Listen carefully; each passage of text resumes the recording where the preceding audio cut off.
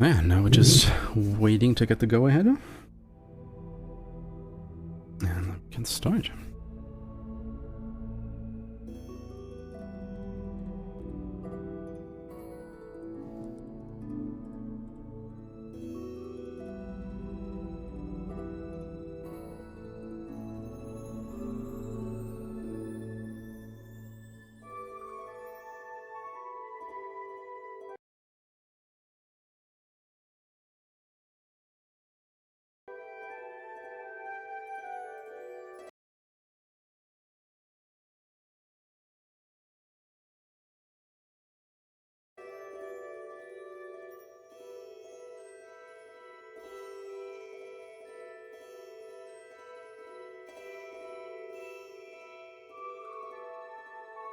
Alright, and we are there. Hello everybody!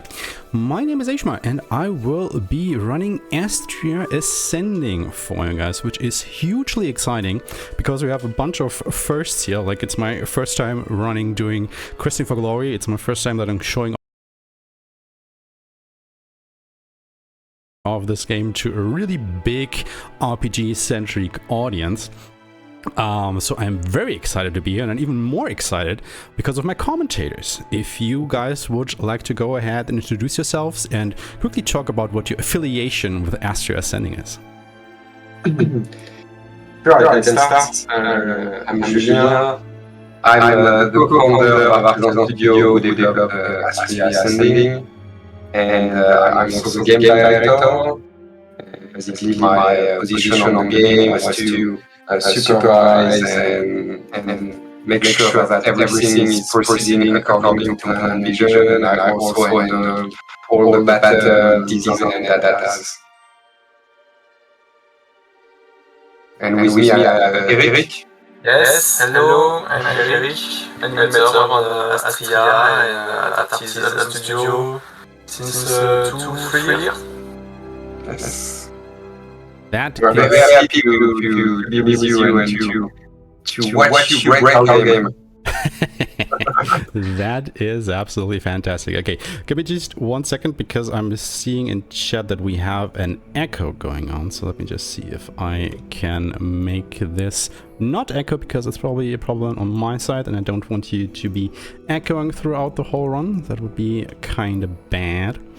So let me just see if this actually fixes that issue. So if you can just say something real quick so we know if the audience still hears you double. Sure. Is it better? Guys, tell us. Yes. If chat can let me know if my commentators are still echoing or not.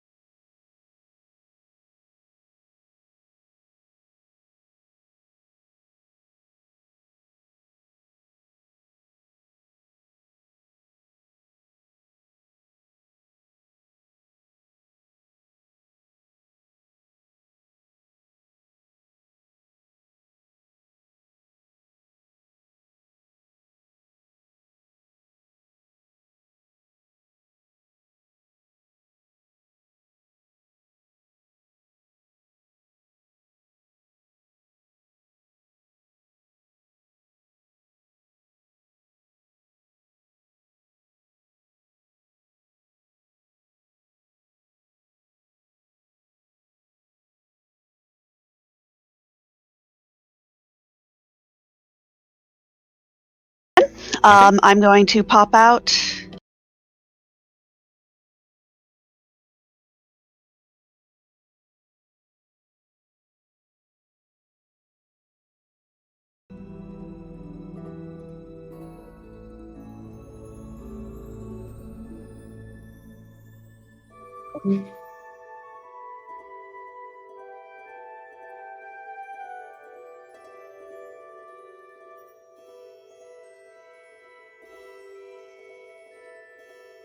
All right, and we should be back, I suppose, hopefully.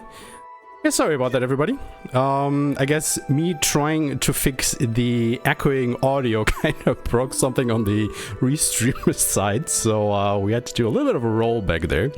But everybody is still here. My commentators are still ready, I suppose. You guys are here? Yes, we're still here. All right. Great, nobody dropped out, so let's just go ahead, re-roll that, and let's get back into the run. Let's do this in 3, 2, 1, go! Alright, this time for realsies. So, I'm just gonna go ahead and repeat myself a little bit here, because it cannot be overstated how beautiful this game actually looks. Once again, it was the first thing that drew me into it, and I think also a lot of other people that got interested in the game because of the trailers and all that stuff. So I had it on my, radar for a while, and then was very glad that it still looked as good when it actually came out and I could see all this wonderful art playing it. The second thing is more of a game balance thing, I want to say, because, unlike other RPGs, you have access to... Oops, that is the wrong floor. Access to all of your 8 characters, like, right from the get-go. You don't get any characters later on in the run or anything like that. Like, you can't get an overpowered blur like in Breath of Fire just now. You get everybody right from the get-go. Which is, kind of interesting to route around. But also makes this run really fun, because everybody is unique. So what we're gonna do here, we're gonna do a little bit of a tutorial right now. We're gonna go to the Harmony Orchard and fight our first couple of enemies. And you already saw me, I switched out some of my characters here. Like I put in Arpeggio and Cress over Ulan and Echo. And the reason for that is, like, these first couple of enemies, they are so weak that you can generally kill them all in like one attack.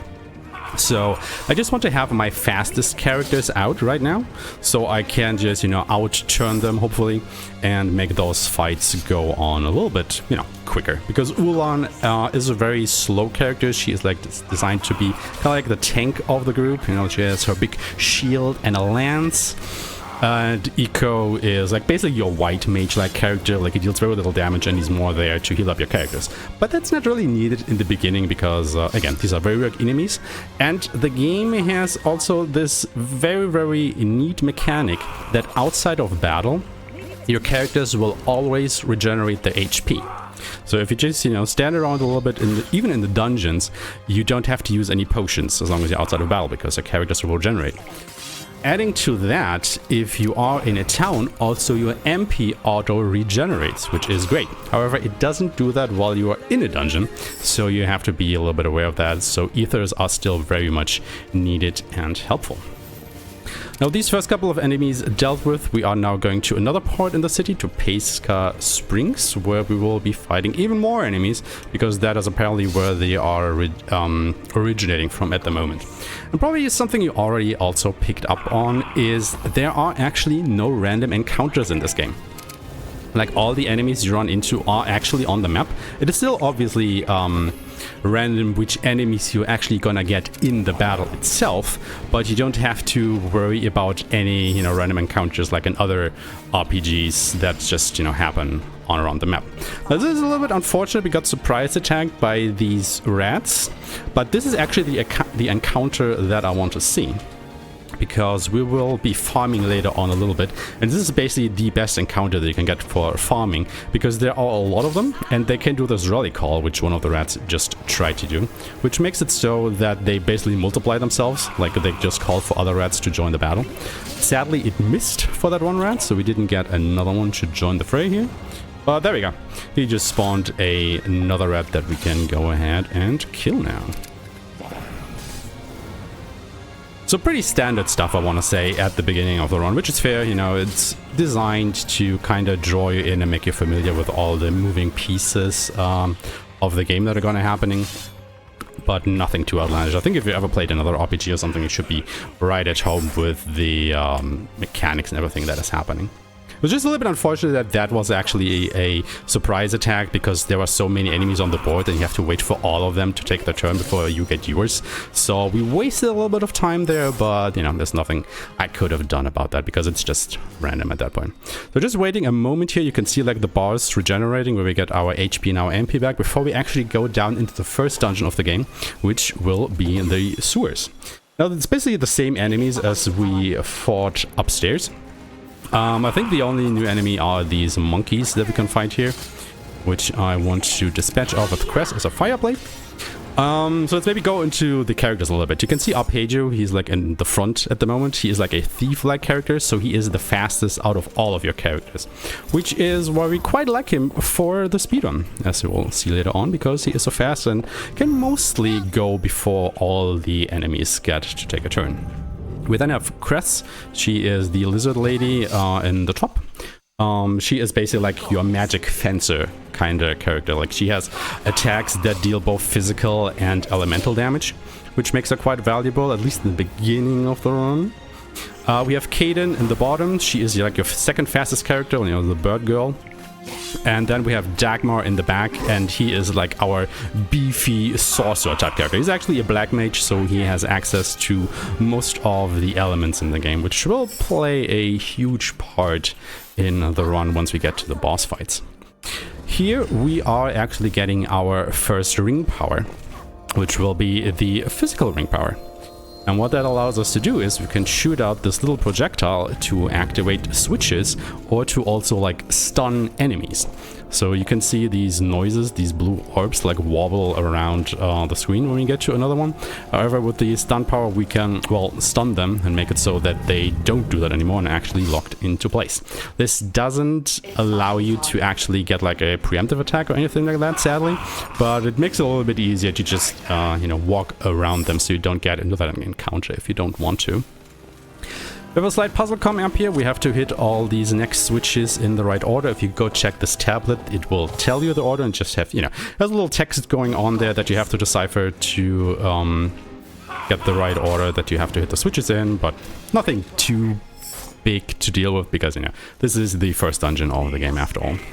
I'm already getting a little bit worried of my SP because we got 2 encounters with only a single enemy in it. So, because I need to hopefully hit 35 SP before we make it to the first boss of the game. So fingers crossed that we are still able to hit that, actually. Otherwise, I mean, if we don't hit that, it's fine. It just means that the first boss will take a little bit longer than it should. So I'm just gonna quickly finish off this encounter, then we're gonna solve the rest of the riddle. If I've done this correctly, the door to the boss should now open, and I did. Awesome. So I did remember the correct order after all. It was actually quite funny when I was derusting for this marathon because I hadn't played the game in a year or so. I could not remember the order and I was stuck here for like 5 minutes because I refused to go ahead and look at that tablet again. But here we are. Or, yeah, in a second. So we have one more one more normal fight to go through, and then we will be at the first boss, Octafary. And this is another single enemy encounter, so you know what? I'm actually gonna go ahead and flee from this fight, because the enemy stays on the map, so I can trigger this fight again and hopefully get an encounter with a couple more enemies in it. It's not exactly the encounter I was hoping for, but I guess I would just go ahead and eat this one. Because once again, I want to hit 35 S... Oh, that is definitely not what I wanted to do. I actually wanted to go ahead and focus. Alright. Let's try this a third time. Third time's the charm, right? Oh, it's the same encounter anyway. So the re-rolling didn't really help there. What SP are and everything, we will go into a little bit more detail once we have the time for that. For now, you know, everything is moving a little bit fast because we are at the beginning of the run, and I just want to quickly familiarize with the basic concept of what's going to happen, because we have the first boss coming up. So I actually have enough. That's great. We will switch around our party here. We'll switch in Alec and Eco, and then we go to Cress's skill tree and pick up Nyx's Blade. Now this is the ability that I was talking about that I want for this fight, because it allows us to make this fight go fast just ever so slightly more. This is the first boss fight of the game. This is Octafary. She is weak to lightning and light elemental attacks. That is why we brought Eco, because, you know, as a white mage, she has access to Aerial, which is a light elemental spell. Then we have Alec to poison the enemy, to hopefully make it so that she is taking a little bit more damage on her turns. Now the poison missed, it's still fine. We have Nyx's Blade, which is lightning ability, and then we have Dagmar. He is, you know, our big caster, and you can see, like, he deals quite a bit of damage to this boss. And a little bit more, and that should be able to push her into her second phase. Because a lot of the bosses in this game have multiple phases.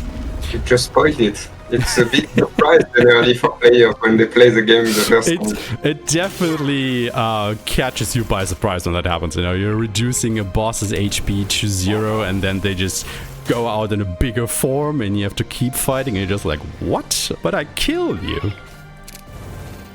But it's definitely, you know, also an awesome moment to have that experience when it happens.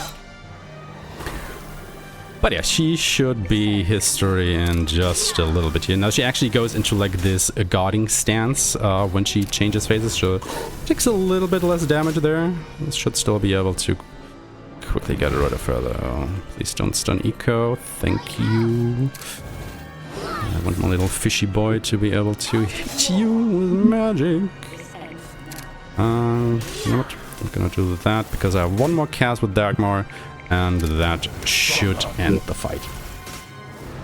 A little bit slower than I wanted it to be, but hey, we got through this without a problem. Alright, now I've talked for quite a bit. Like, guys, do you want to catch up our viewers on the world that we're going through here? Like, you know, it's called Argon, but what it is like all about? Well, Argon is the world where the enemies are called the noises, and in this world you have people who are chosen to be what they call demigods, and those demigods are given big powers to fight and protect the world against the noises. But it comes with a catch, and that catch is once you've been chosen to be a demigod, you have only 3 years to live. And at the start of the game, you take control of the party of 8, like you mentioned before. Those 8 demigods, and they are only 3 months from the end of their term, meaning the end for them also. So that's where the story starts, and some unexpected stuff is happening, like noises coming into cities, and so our demigods are here to investigate and see what is the problem behind all that. Exactly. And, you know, you just saw me lose to Arpeggio in our first game of Jaster. You can think of Jaster as kind of like, you know, triple triad from the Final Fantasy series. It's just, instead of cards, using these tokens. And it doesn't really matter if you lose to him or not. If you win, you get an elixir, which is pretty nice for selling it to this shop if you are a little bit short on money. So let me just see if I will be short on money, and I will not be. So we're just gonna buy a bit more of equipment here. 2 of these, 3 of these, and I buy 2 of these, and then 2 circlets, and we are good. And we are already on our way to the next dungeon, which will be the first, I'm gonna call it real dungeon. Like the sewers that we were just in, you know, they were kind of like the warm-up, so to speak, for the rest of the game, because most of the other dungeons are these big temples. There are actually 12 of them. Can you guys tell us a little bit more about them?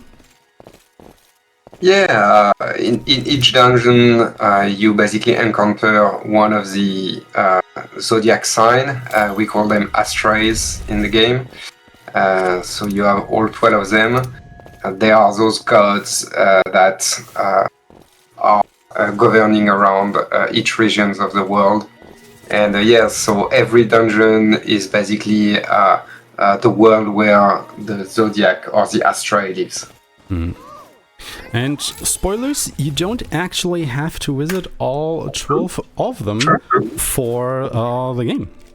Yeah. Which is pretty interesting. Caught me a little by surprise, for sure, because normally you would expect that, oh yeah, you have these 12 temples all around the world, so obviously you have to go through all of them at one point, but you kind of do not, spoiler alert. So I will kind of leave it a little bit up to you guys' speculation which of the temples we're going to visit. In total, we have to visit 8 of them. And let's see which ones those will be.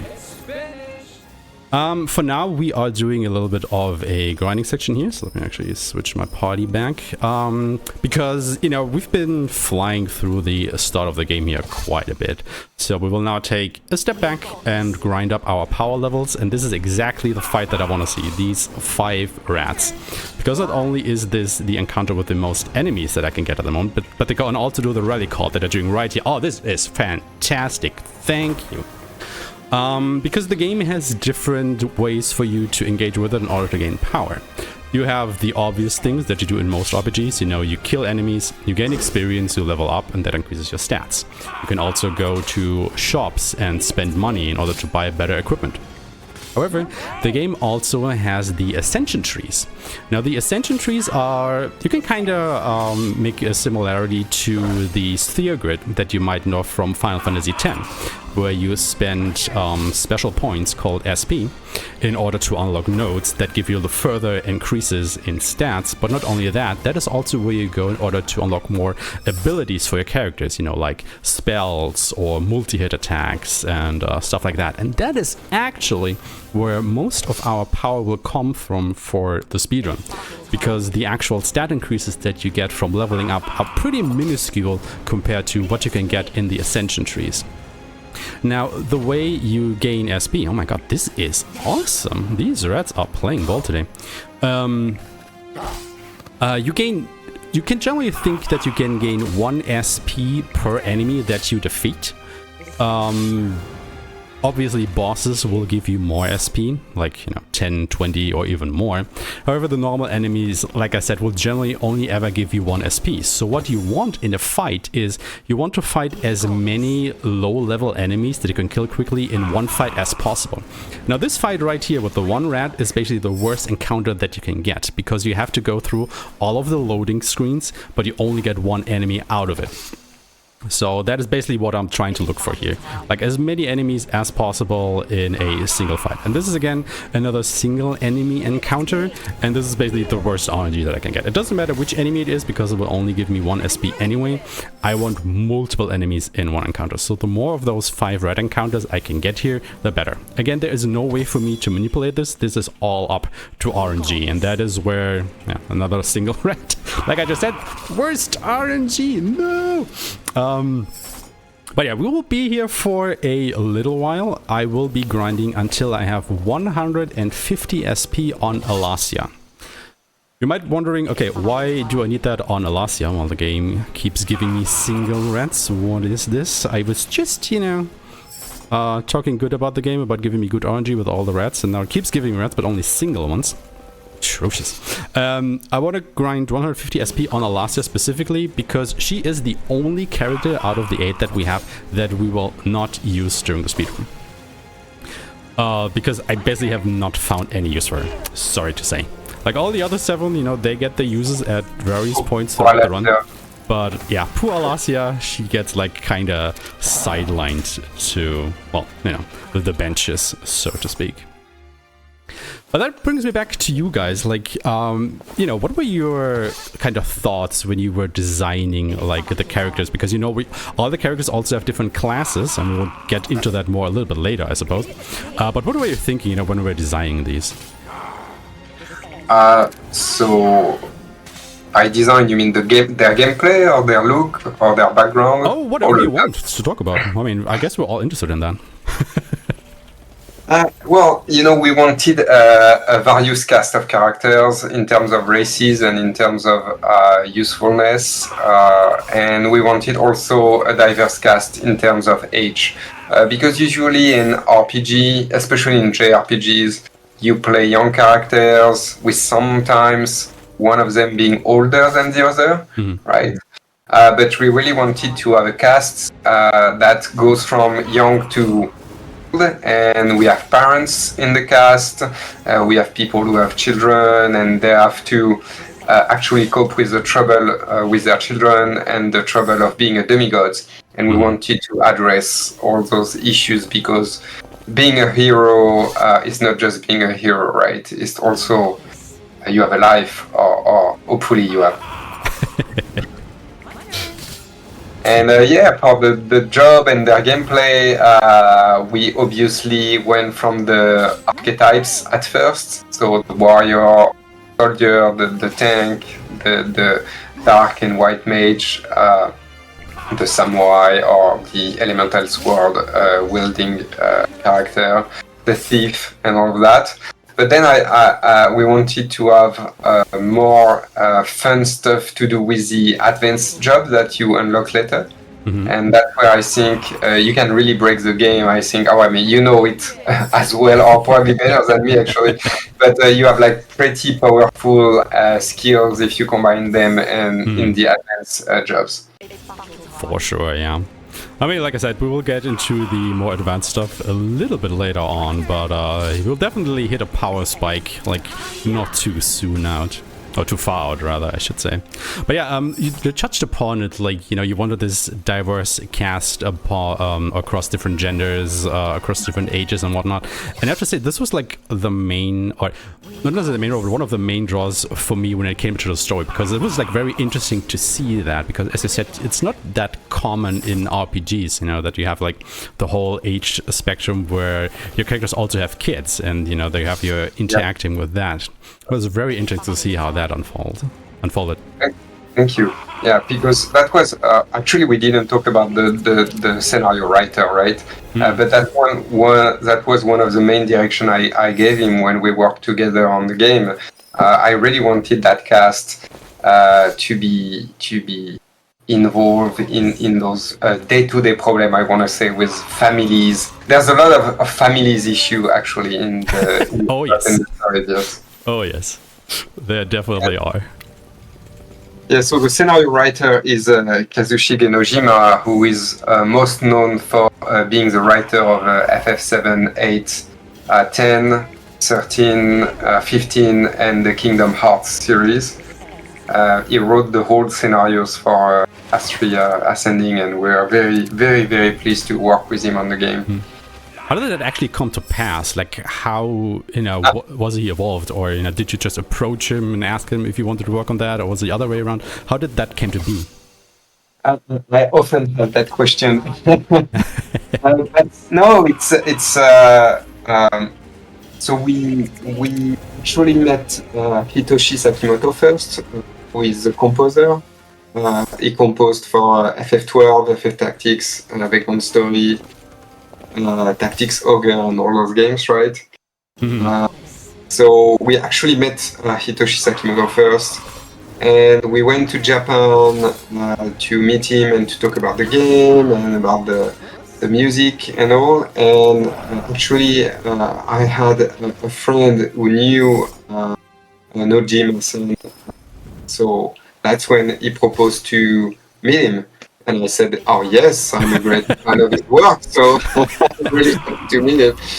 So we actually met Nojima-san, and we talked about the game, and he was really interested to work with us on it. So it was a great pleasure, and that's how the relationship started, and it was really a collaborative work. I actually gave him the setting and how many characters we want, and what are their job, and what the background of the world is, and then he basically wrote the whole thing down. Jesus. I mean, that is quite, or it must have been quite awesome, you know, to work with these legends of, you know, the big He was actually working on FF7 Remake at the same time, so he was quite busy at the time. I can't imagine that, yeah. Damn. Yeah, no, it was really one of the big pleasure for all of us to when we worked on Astria Ascending, because we are mainly fan of JRPGs first, and of course that includes Final Fantasy series, right? And having the opportunity to work with 4 of the people who actually worked on Final Fantasy, it was kind of it's still today unbelievable that we made it. It's still like I still feel like a child or a teenager when I'm thinking about that, and hard to believe for myself too. Like, do you still have like contact to each other that you might have another collaboration in the future? Yeah, maybe. Well, we'll see soon enough. Ooh, okay. But yes, after spending, we spent a little less than 2 years making that game, which is not that long in the big games industry development. But for us, it was our longer game to date.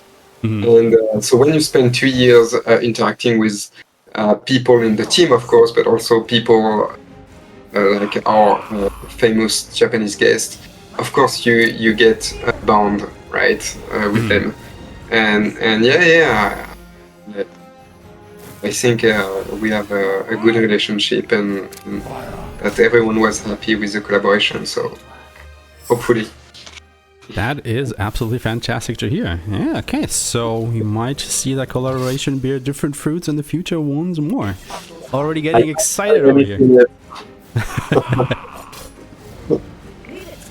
But Artisan Studios, always have the will and the motive to work with special Japanese artists and developers, because we believe they can bring that uniqueness that it's hard for us Western people to really grasp deep down.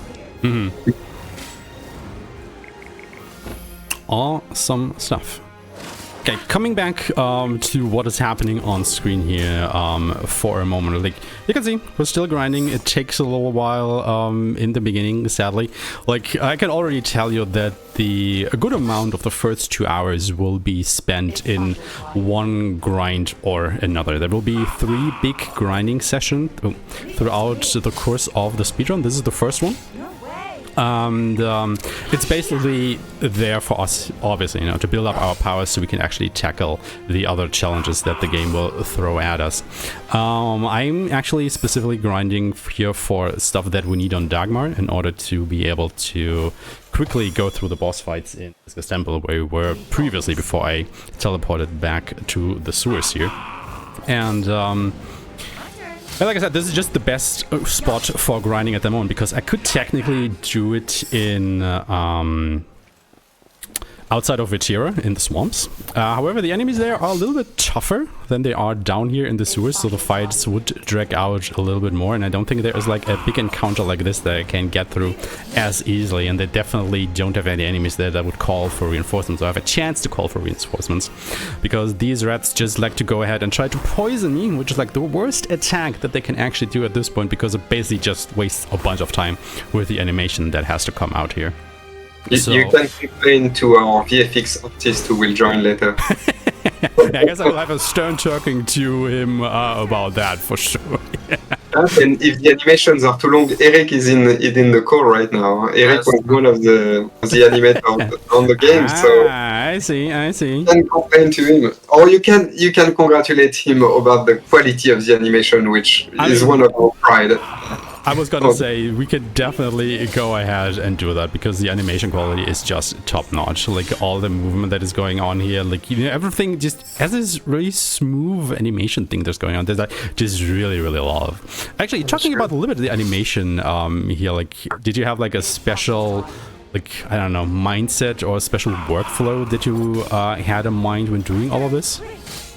It was a big work. Main of the pipeline was created by the old lead animator, Charles Duchesne. He did a great work, and there's a lot of things.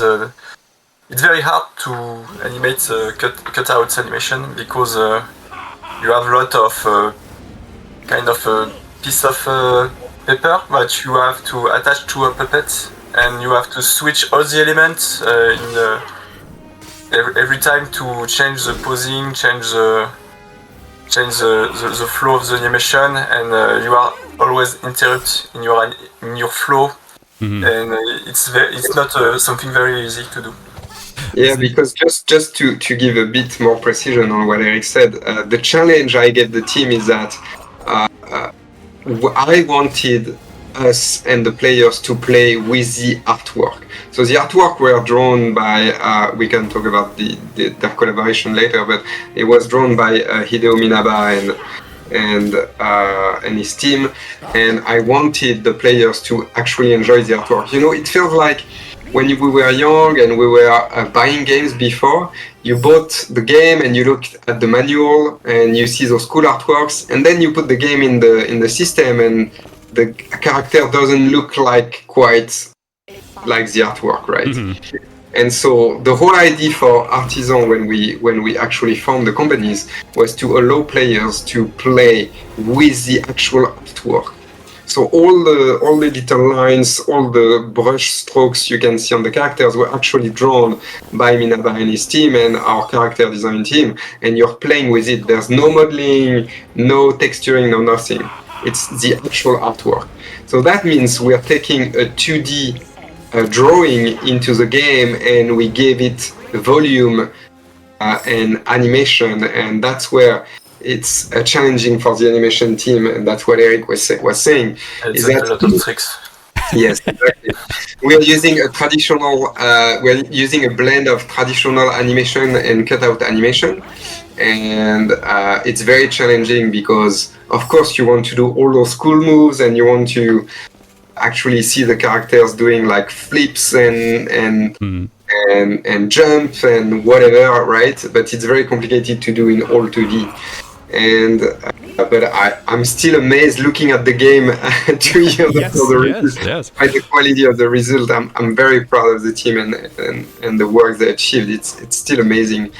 And yes, I saw some people mentioned it in the chat, but yes, the main inspiration for our two first game was indeed Vanillaware, which is a Japanese studio who made Odin Sphere, Dragon's Crown, 13 Sentinel. Muramasa. Sorry? Muramasa, yes. Yes, Muramasa, of course.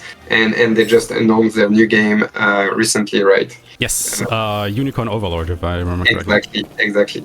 So it was one of the biggest inspiration on how to execute on the art and animation side, and because we really wanted to live up to the quality they were doing, and I think we did a pretty good job.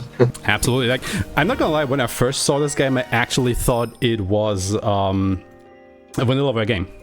Oh, that's like it looked that good. Okay, in other more exciting news, maybe though, I don't know, we have made it through the grinding section, so we're actually gonna go ahead and equip our dear party with some better stuff that I actually should have done before the grind, but hey, here we are. Oops, that's the wrong one.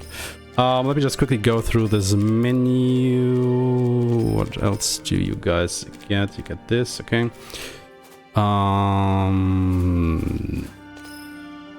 That's not correct. Okay, this is the change that we have to do. Because we're finally done with the grind, we can now go to the ascension tree and unlock our first or not the first, we already did this before with the crest, but we are now getting a little bit of a power spike here with stuff that we are unlocking.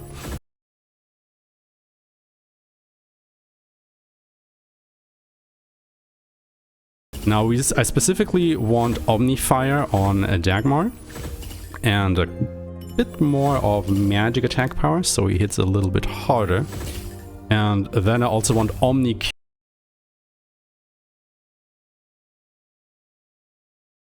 Cure on Eco, and I guess you can already tell what that is gonna be. It's gonna be our AoE healing spell.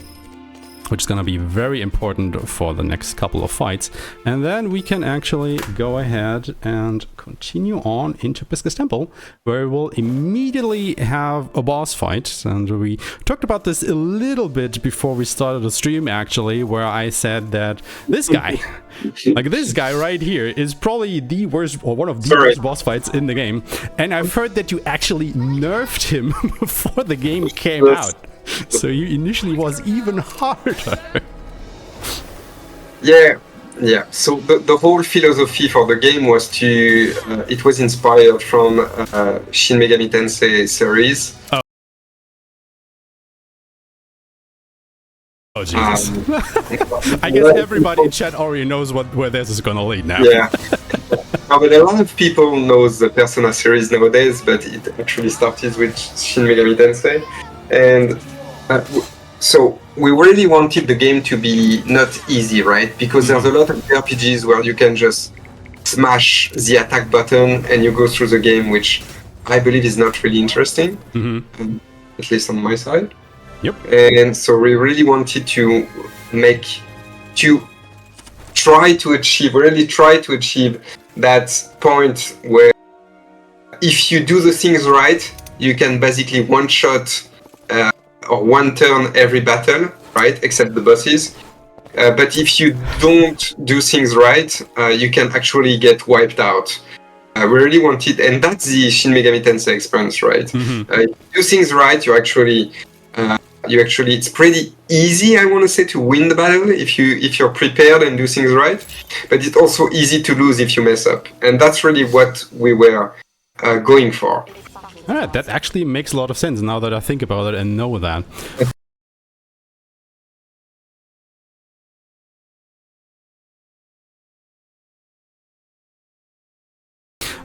Go back on what you said. We'll get there in a little while.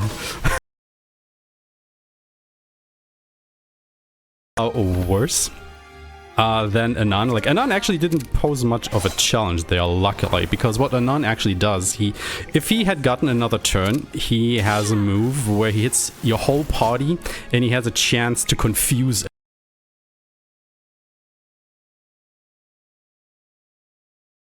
it anymore. But a party-wide confusability this early in the game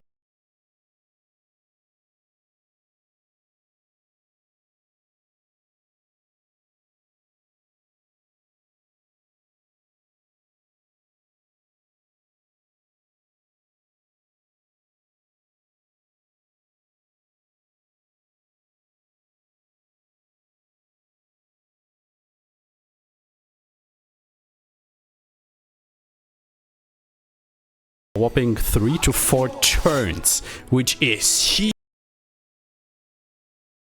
huge. So if one of your party members gets confused or stunned, well, they are basically out of commission for a good while there. So good luck trying to come back from that. Yeah. Eric, did you animate actually one of those characters? I mostly animate Arpeggio for the main character. Yes, it was my character. Yeah. What boss did you animate? I don't remember actually. Don't remember the name of the boss. The lizard. The red lizard. Oh yeah, Brazer, one of the main antagonists of the game, right? Yes. Animate Brazer, spend a lot of time on him. Alright, we will see him later on in the run. Yeah, it was very difficult because he has a strange anatomy, so it's not very easy. At one moment. Yes, and to squat, to shape, and it was a very difficult character. And after that, a lot of enemy, basic enemy. And a lot of cutscenes also, right? And cutscene, yes, alright. Let's talk about that in just a moment, because we are actually coming up to the one and only glitch in this particular speedrun here. What? So, let's see if we can make this happen here. Yep, there we go. So what happens here is, if you come to this point here, this switch should trigger the boss fight against Anon. But if you hit the start button to go into the menu, you can still hear the game going into the fight, you know, this chink sound effect while you are in the menu, but now you don't trigger the fight. So we can basically skip the end boss of this temple here, which is great because this is definitely the worst fight in the speedrun, or it would be. And we can just pass him by and say goodbye. And you still get but it breaks the cutscene after. It breaks the cutscene, you know, everything looks a little bit weird right now, but thankfully there is a cutscene here, because if there wouldn't be a cutscene, I would not be able to get back into the game, so to speak. So this is the reason why this basically only... this was like the only, I want to say the only contribution of a Japanese runner, because I'm actually not the only person speedrunning this game. There is, or Japanese speedrunner, he only sadly did one run of the game.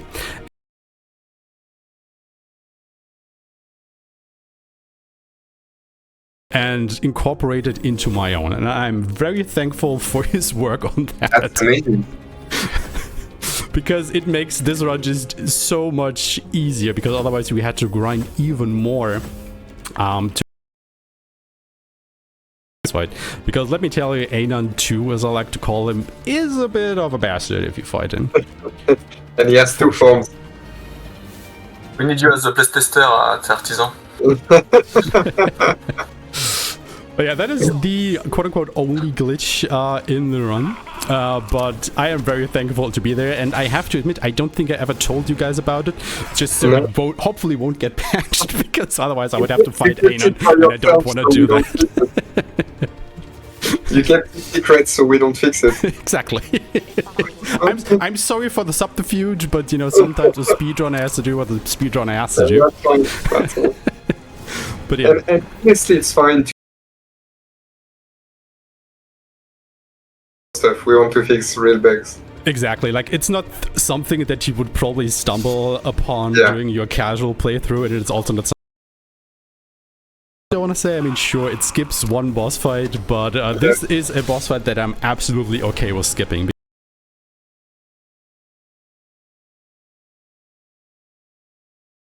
Second phase, which is like ultra hard at this point in the game. It's like very hard to get through. But yeah, we don't have to do that. So we are now back in Harmonia. You know, more noises have crept up, but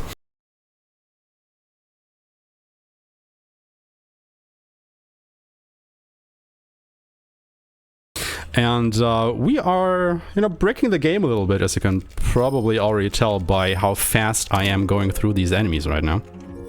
Because you are not supposed to have these abilities at this point in the game, because that is why we did the grind in the sewers, so I could go ahead and grab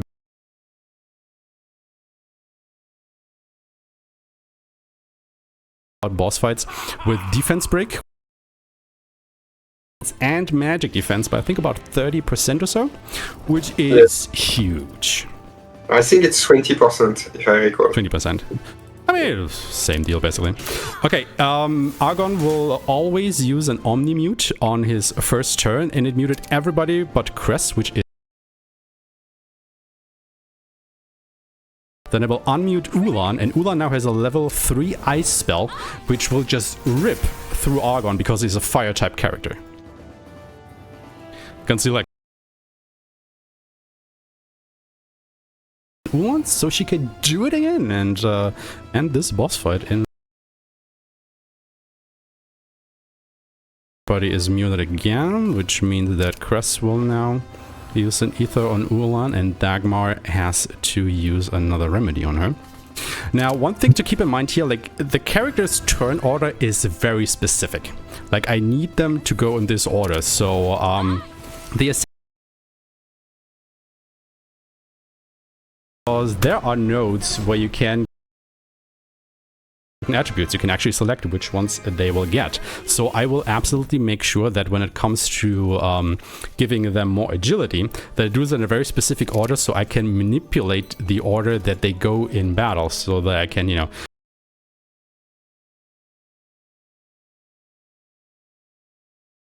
because you actually have the control to make that happen how you want to see fit. So you don't have to, you know, kill them off during a level grind so they don't gain any more levels to gain more agility to go faster than everybody else and stuff like that, as you might have to do during other speedruns.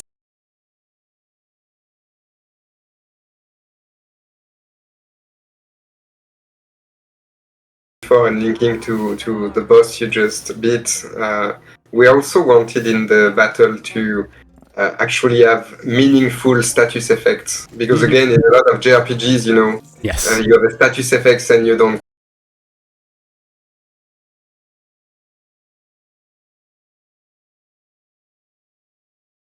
on enemies. So we really wanted to have impactful status effects. Yeah, that is like a thing when I started like playing RPGs. I remember that, you know, stuff like Breath of Fire 2, which speedrun we this one, or even Final Fantasy 7 were some of the first JRPGs that I played as a kid. And I want to say that status effects in those games weren't really impactful. Basically, you always just went for the damage option whenever you could. Like, there was basically no reason to use something like a poison or...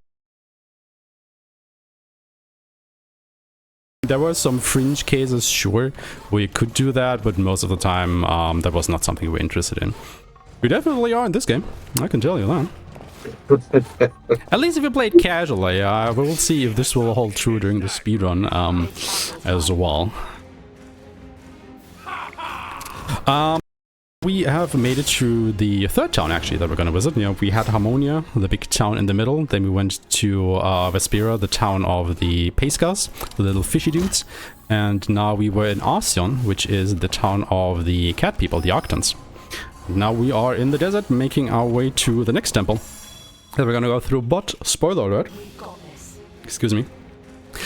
We will do our second grinding session before it comes to that, because this fight right here with the 8 bugs is for a long while, so we will kind of go ahead and abuse the hell out of that to grind out a lot of SP in order to become really, really powerful.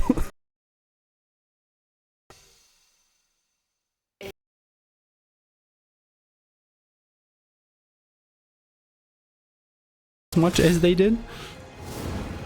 Yes and no. That was the hope, but actually a lot of people were not happy to have to fight 8 monsters at the same time.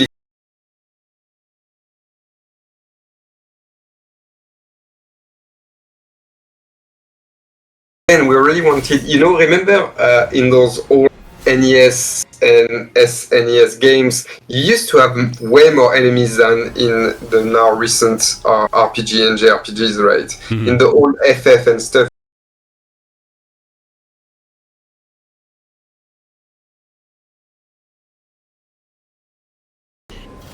Okay. To have a sense where you feel overcrowded by the enemies.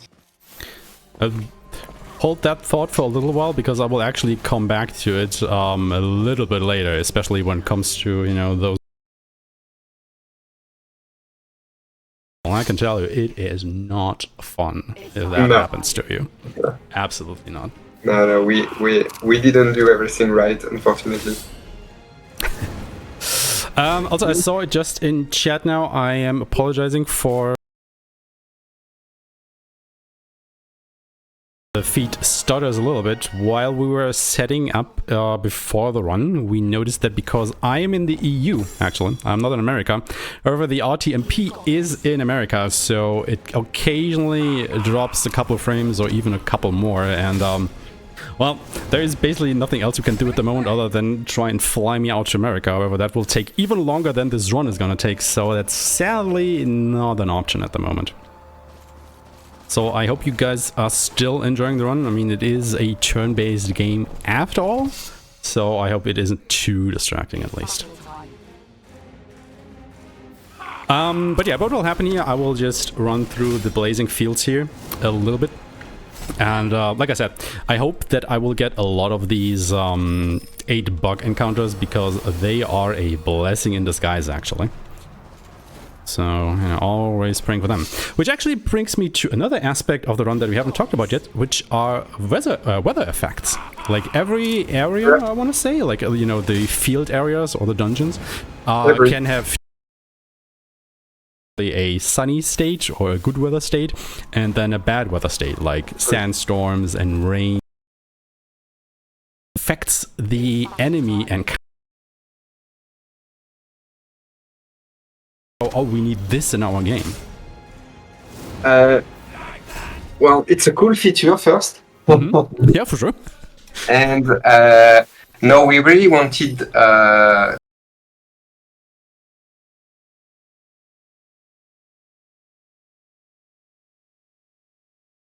and the weather system was actually one of the way to do it using cool effects and stuff.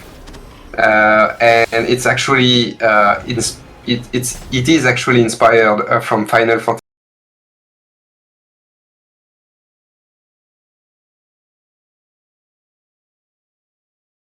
When you enter an area, right, and you have those special monsters that can come only when it's stormy or when it's rainy. So it's exactly where we got the inspiration from.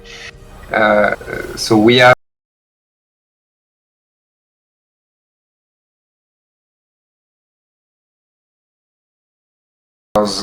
for each weather type. It's actually kind of interesting because especially in the speedrun, it actually matters which weather you take your fights in, because generally the way that I think about the weather in you will fight a lot of you know, smaller enemies that are weaker, whereas if you are in the bad weather state, like right here, you find fewer enemies in a single encounter, but they are the same enemies, or, you know, all new enemies. So for the speedrun, I want to try and make sure that I fight as much as I can in the sunny weather, because again, you know, every enemy only gives you like 1 SP generally, and I want to maximize that gain as much. Enter and come back to the area, it reset, no, it doesn't reset, but it redraw the weather. Yeah, exactly, and that is why I of times when I notice that there is an area where there are a lot of fights in, that I go back and forth and make sure that I fight in good weather when I go to that area. Simply because, you know, I have a higher chance of encountering that a debug encounter to give me a lot of SP. I mean, I could technically do it for every area, but that would probably, you know, derail the whole thing a little bit too much. I think Alicel is asking if you want to restart the stream because of the frame drop. Do I? Sorry, I didn't have my... Sure. I can go ahead and quickly drop the streams, so don't go anywhere, everybody. And we'll be back in just a second, hopefully.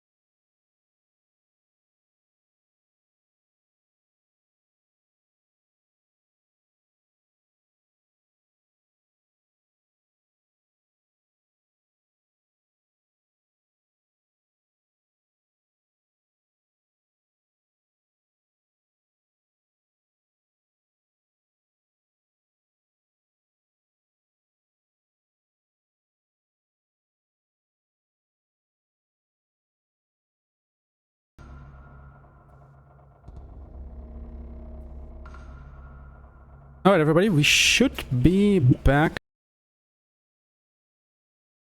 on track now. Changed a couple of settings on. Yeah, sorry about the tech issues. Let's hope that it will be more stable now. Alright, here we go. Sorry, I lost my train of thought there for the moment. I know we were talking about the weather effects. Yes. Yeah, I was saying, yeah, there's a unique monsters for every weather, and the idea is to bring some diversity in the encounter you have, right? Because we're actually having a lot of 200 or close to 200 unique monster in the game. And when you go ahead and look or have a look at the bestiary, it's the actual or the encyclopedia. There are a lot of monsters in there, especially if you want to fill out the whole thing. You do have to do a lot of all of those, except that, or you know, show up there. We're actually gonna go ahead and do a, well, I don't want to say a trick here, but this is where it really goes to show you how powerful the ascension tree can be. Because what you've probably seen me do during the grind here so far is that we made Arpeggio a bit of an ether addict. Like after every single fight I had to go into the menu and feed him an ether so he can spell again, because it's not, you know, it's so nice to use. It insta-kill basically every enemy because that move is so powerful. However, he now had just enough SP that I could go ahead and grab one of the notes that gives him plus 310 MP, which basically quadruples his MP. Which is, I mean, I don't have to tell anybody that that is like a massive increase. Like, we go from having to use like ethers after every fight to after every round of grinding that we're doing out here. Which is quite a bit.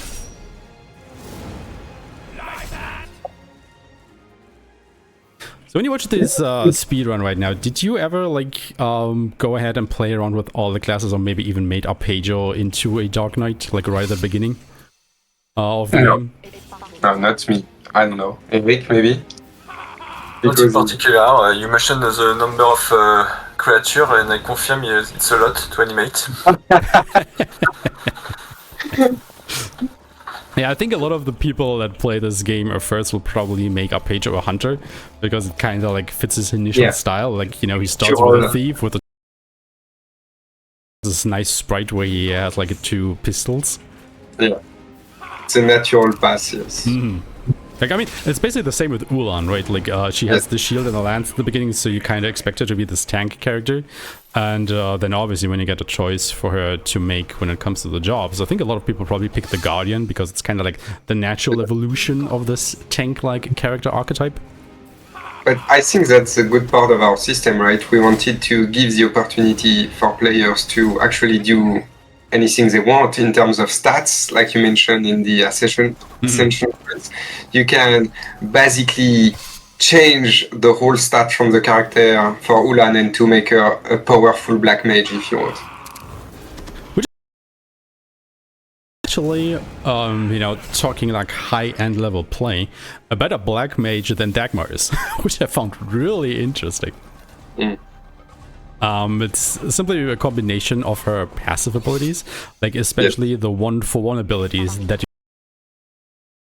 which is, I don't want to say that it's broken per se, but it's a hefty increase to her magic stat, which Dagmar doesn't get actually.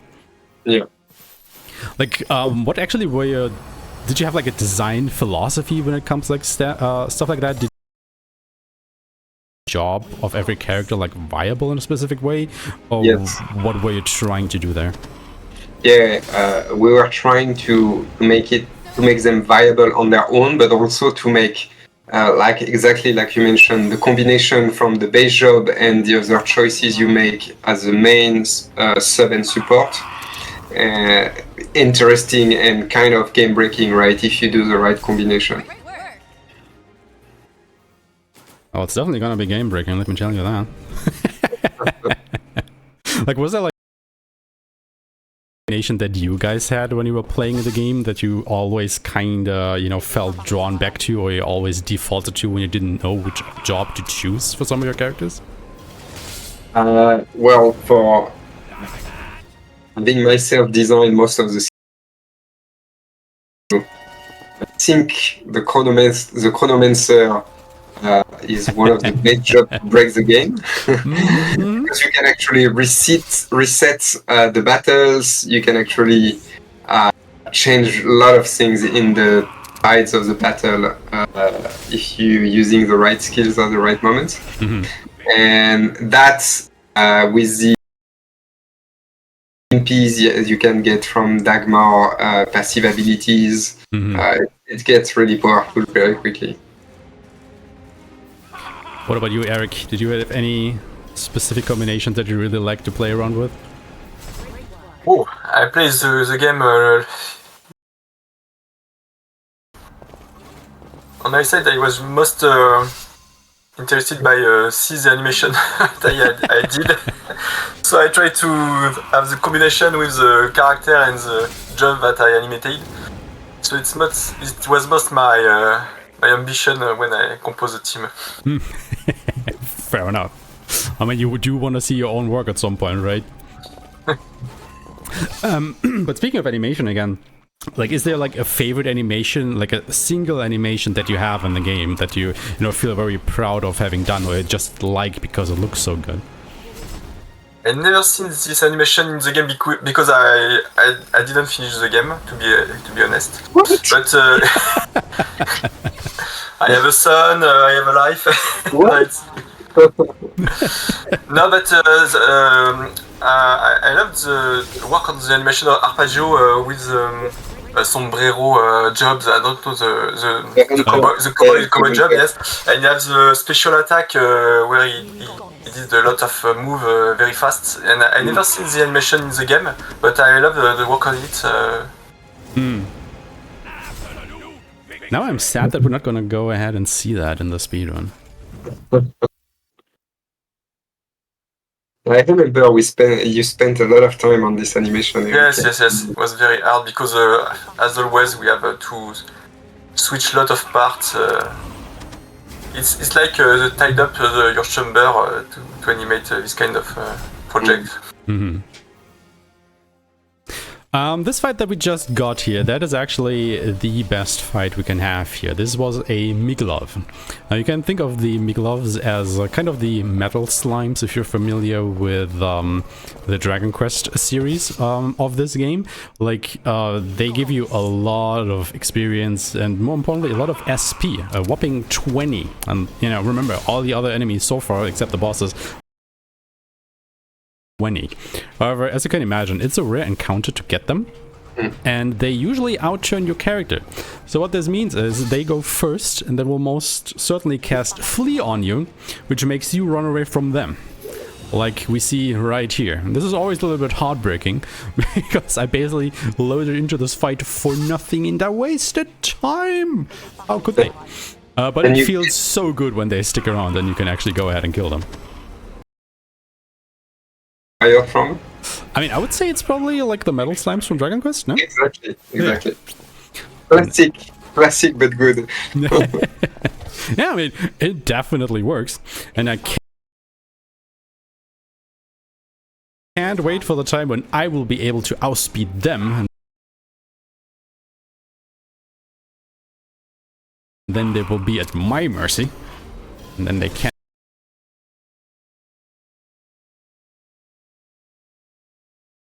make me flee again.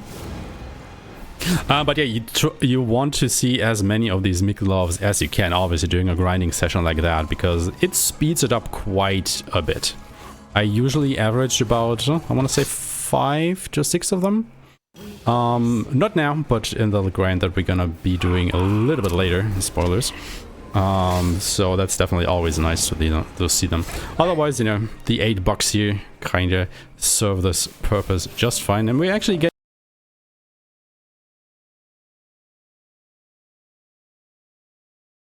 check ahead.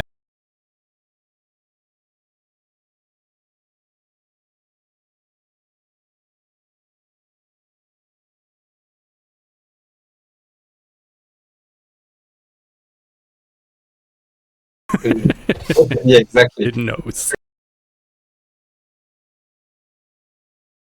Specifically like that.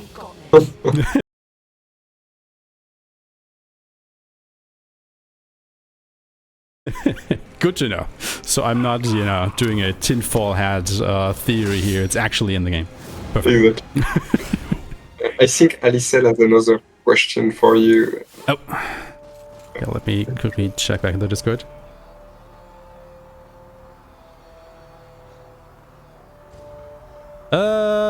Oh, okay.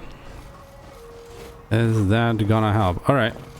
Let me gonna go ahead and do that then.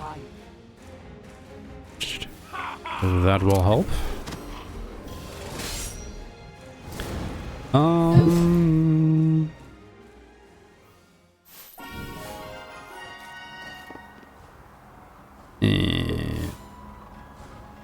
Sorry. Okay. There we go. Yeah, sorry guys, you probably have to watch the Twitch stream. Keeps eating too many resources to do that at the same time. We'll now have a little bit of a delay, but I think it will still be fine during these boss fights. Sure. Check. We'll have to do a couple more. How dare Questing for Glory not accommodate the European runners? SMH. Nah, it's fine.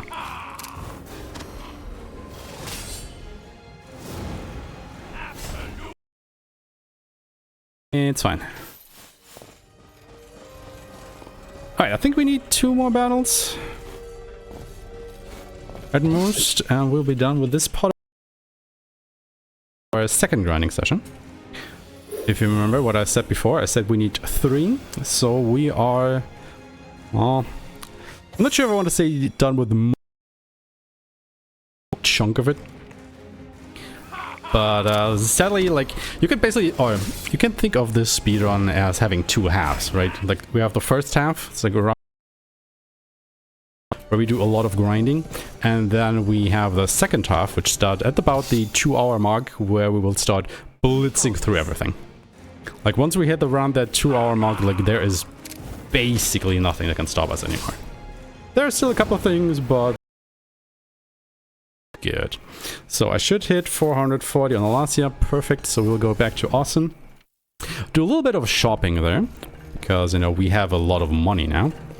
Let me go to the item shop. We will buy a couple of Omni Potions and a couple of Omni Potions Plus. We'll refill on Ethers. Then we will go over to the weapon shop. There it is. And we will buy a couple of weapons. Another Botane. We'll buy a Bezek and an Elgafor. And then we will buy a Mirror Shield, an Octon Helm, a Runic Cat, 3 Payscan Plates, and 2 Payscan Armors. And then we're gonna go ahead and equip all of that on our party here. Just making sure that I'm not forgetting anything here, because that would be catastrophic, as I probably don't have to tell any other speedrunner out there. You all know what happens when you mess up your menus, so I'm doing this a little bit slow. Okay, and then we go to our Ascension tree. And get some busted abilities, or 1 busted ability at least, for Ulan, which we touched upon a little bit before, which is 1-for-1. It decreases her strength by 30%, but increases her magic by 30% in town. Which, you know, as a magic user, that is quite substantial, I want to say. And then we'll grab a couple more magic stuff on Dagmar's side as well. He will be getting of skills, which makes it so that if he casts a single target spell and it hits a weakness, it will actually cast that spell again, which is pretty useful. Everyone wants this one. And then we also have to not forget to actually equip those skills on our characters, because that would be stupid. And well, we have gained a good amount of power. So let's go on ahead and continue with the game. Because we have done enough grinding for now. Yes, this is still the best grinding spot that we will find. But it will come back a little bit later. For now, we will continue the story a little bit. Because we have another boss fight to go through. These are a group of Arctons that are standing in our way. And let's see if we can make them leave pretty quickly. So we will start... Oh yeah, that was a nice crit. That's already one of them done. That doesn't usually happen as quickly there. Now the guy in the back, he's the healer. He's weak to earth. And then we're just gonna go ahead and use... Wait, arrow? Ah, I forgot to grab Omni Ice, but I guess it doesn't matter. Because they are done. How much power we just gained? Now let me just make sure I actually go ahead and grab Omni Ice. Because I kinda need it later. But yeah, I said we are done with the grinding, but that doesn't mean that we are done with fighting normal enemies. Like, I still need more SP, but I personally find it more enjoyable if I can just go ahead and grab that, like, along the way. Because as far as I'm concerned, we've spent enough time in one spot already. So I kinda, you know, or rather we all want to see what else the game has to offer, right? We don't want to keep spending more time in the desert. Just grind it out. But I will always take more bug encounters, for sure. Since we are gonna hit up another Astria, do you guys like have like one of your favorite Astria from the 12 that you designed? What's your favorite? Difficult to say.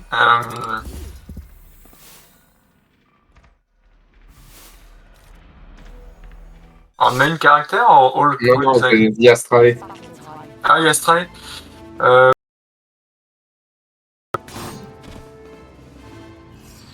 What?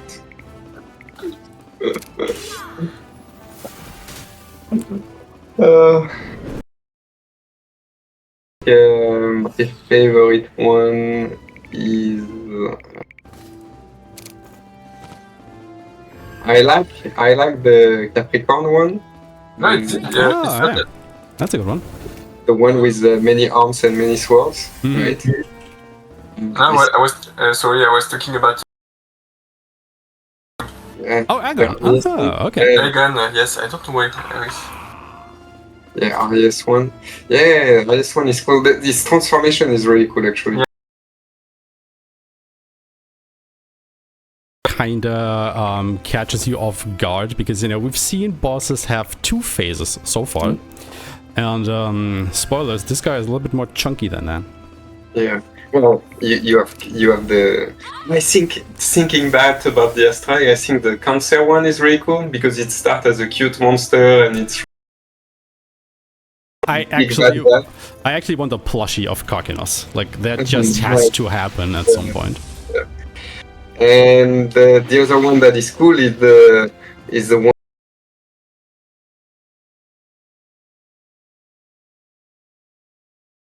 one with the armor. Shala. Yeah, no.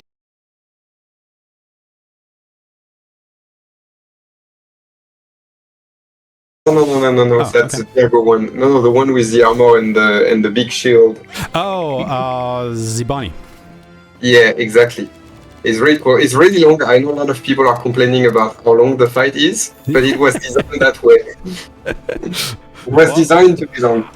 We will actually see those in the speedrun, so keep an eye out for them.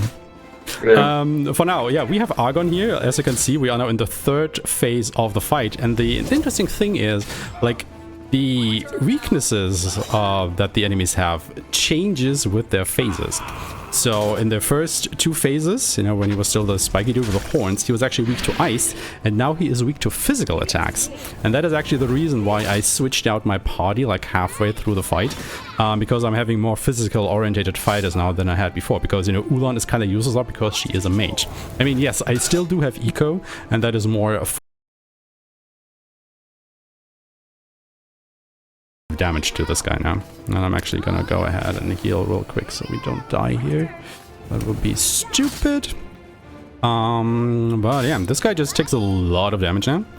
And I think when Arpeggio's next turn comes around, that should be a done boss fight. There we go. And coming up in Ari's Temple, this will actually be the only time where our party gets split up a little bit. Like I said at the beginning, you know, these 8 characters are basically the only ones that we'll get, and we have access to them right from the get-go. Like, this is the only time where the party actually splits up for... Not that, I mean, I think half this dungeon or so, because Eco gets kidnapped by the mid-boss of this area, so now we have to try and get him back into the party. And this is actually a pretty good encounter. It's like 5 enemies, so, you know, a lot of SP force. So we do like to take that. Like I said, we are technically not done with the grinding just yet. I still need more SP. I just think it's more enjoyable. Don't gain as much SP from these enemies, because once again, every enemy only gives you 1. We do gain a little bit more experience.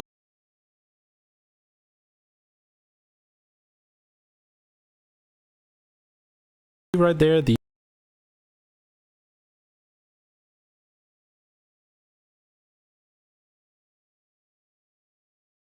couple of ethers on our characters, so we can use our abilities. So let's see how this little guy goes. Like, spoilers, we are in a fire temple, so he is weak to ice. And I think we've all seen what we do with the enemies that are weak to ice right now, don't we? We focus, and then we use Iceus, and the battle basically ends. Very efficient strategy. Right? However, we didn't actually kill McThief because he ran away, the little bastard. So we still haven't got Eco back. And we have to keep chasing McThief down. So this will basically repeat itself during this dungeon a little bit. We have to fight him a total of 3 times. So we did the first time just now. We are en route to the second time. However, we will be getting our next ring power. Now keep in mind we have 2. We did one, or we did get 1 in the beginning of the game in the sewers. Then another one in Pisca's Temple, and here we got the third one, which will be the fire ability, which will allow us to burn down barricades. Because in our way is barred, and you can see the barricade there at the wall further left. So we just had to do this McThief fight, and guess what? It will go down the same way as it did before. So we'll just go ahead and focus. 3 times, so we get the maximum amount. Because we start with 1 focus point. And then we just cast ice. And that little guy is done. But, once again, he will just run away. We haven't killed him yet. But we can pick up our firepower.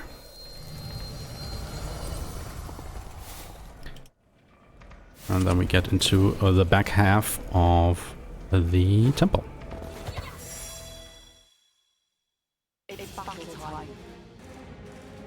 So I have a question for you. What made you feel like you wanted to speedrun Astria?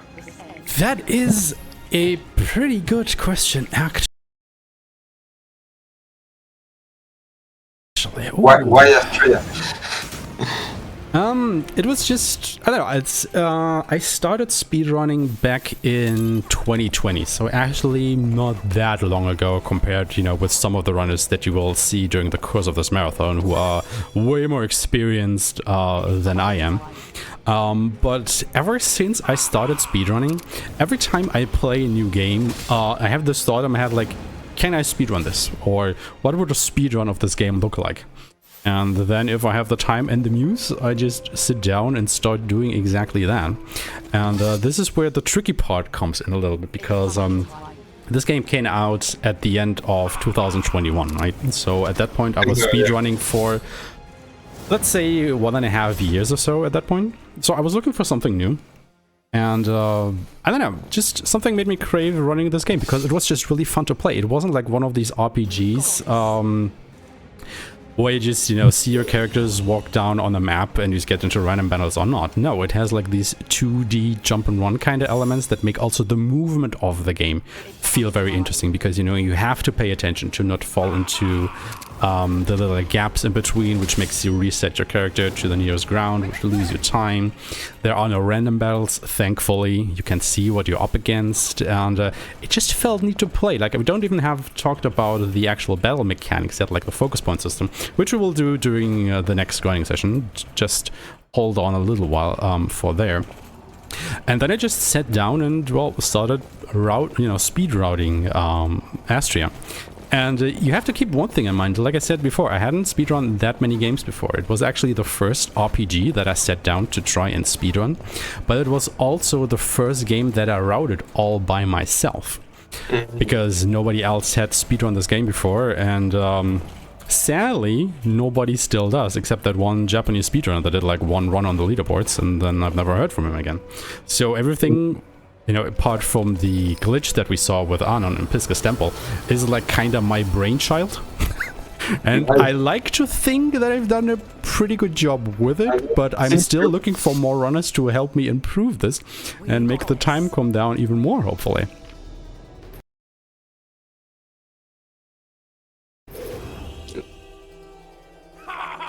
So it's pretty crazy to finish the game in less than 4 hours. I mean, did you guys actually ever think about a speedrun setting, or not necessarily a speedrun setting, but how fast you could potentially finish this game? Was that ever anything you talked about, maybe? A bit, because we actually had some speedrunner who did our previous game, Super.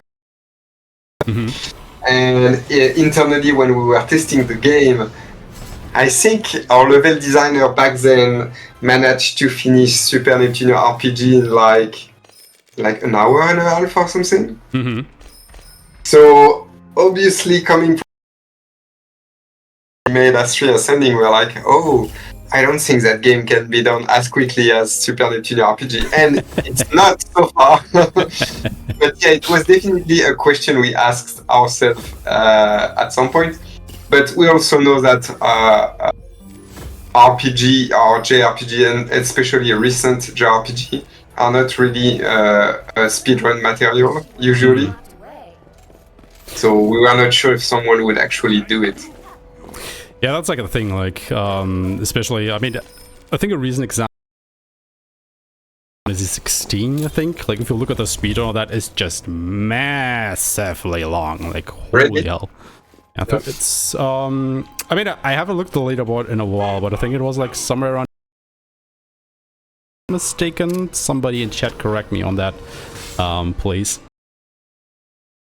A long one, because it just has so many stuff that you can't skip, and these eidolon battles and everything just take forever as far as I'm aware. I haven't played the game myself, so I can't commentate too much on it, so bear with me here. But yeah, it's like, ever since games started to be, obviously, everybody wants to show off these great cutscenes and battles and whatnot, because they spend a lot of time creating them, which I get, but the experience out, I think. So yeah, good thing we can skip all the cutscenes in this game. Yes. No, but because also as replayable, because of the top combination and the way you can customize your characters, right? So we didn't want to force the long cutscenes. Yeah, I think that is like a growing thing, at least that I kind of see in gaming, where like the big cinematic games are like play the and then you kind of just had your fill in a way. Does that make sense? Yeah. Because let's be real here, we all just have a limited amount of time, so yeah. Want to play something good, Jacob? I stepped on my dog. How dare I?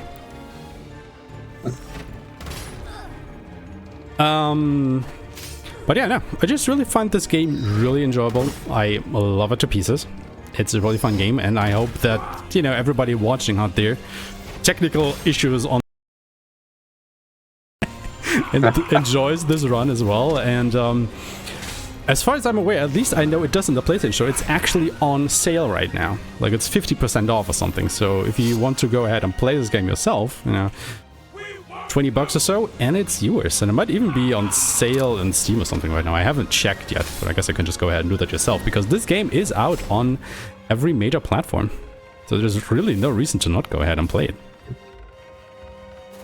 Thank you.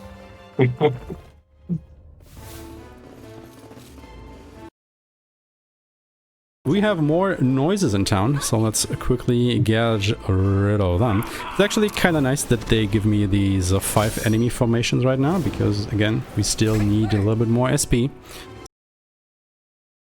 With little enemies that I can just immediately murderize. Of course, just as I say that, I get an encounter with just 2 enemies in it.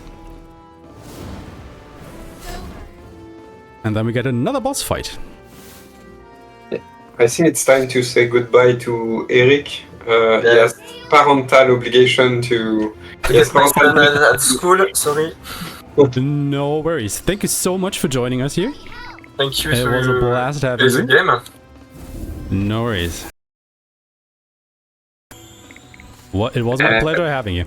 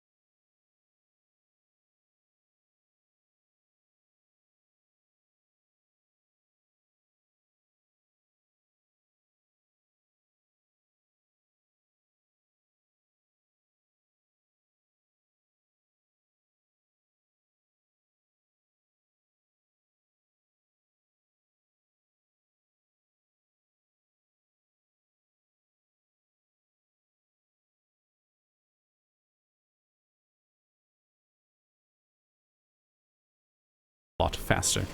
So we will make our way through the Grand Canyon here into the town of Ronta, where we will meet the Zefts, which are these lizard-like characters which Cress is a part of. But actually, what were you thinking about, you know, when you were designing the world? Like, what did you and that went through, like with the area? Well, you know, the base, the 12 zodiac signs, and those zodiac signs are actually tied to the 4 elements, right?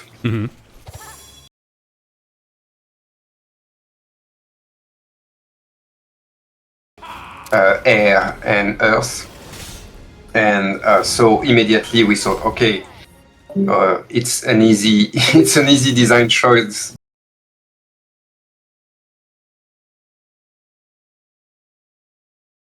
And all those 4 pieces of the world are actually divided in 3, 1 for each zodiac sign.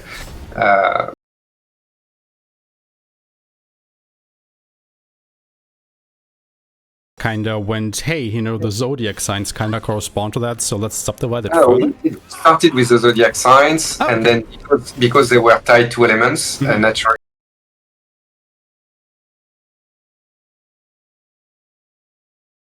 And that we build the world around that. So how then did you come to the zodiac signs themselves? Like, when did that idea in the pre-production? It's a really good question. So actually, I think some people know that maybe, but I worked on a game in my previous company before Artisan that was called Zodiac Argon Odyssey.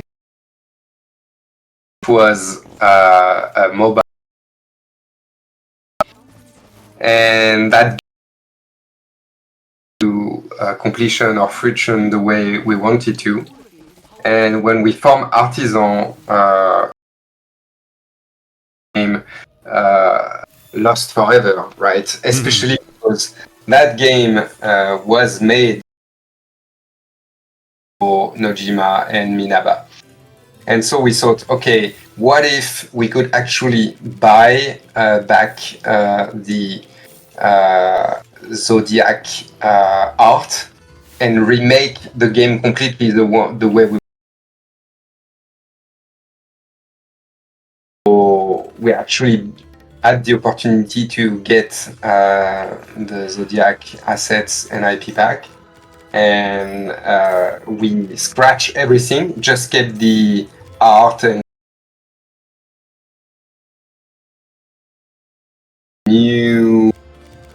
new battle system, new animation. We rebuilt everything right from scratch, but we just wanted the art and the music not to be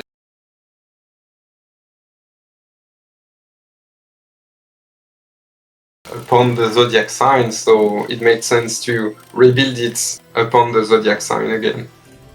That is actually pretty interesting, you know, thinking about that this. And yeah, the game online you'll see screenshot and stuff from it. But yes, and that game is actually, some people who knew Zodiac when Astria was announced thought it was a remake or a sequel, which makes sense because I don't think what we made was ever made before, like taking a game and remake it completely into another game. Yeah, especially coming from a mobile game, yeah. Yeah. Huh. So that's the root of it. Well, there you go, folks. Some Astria Ascending history for you there.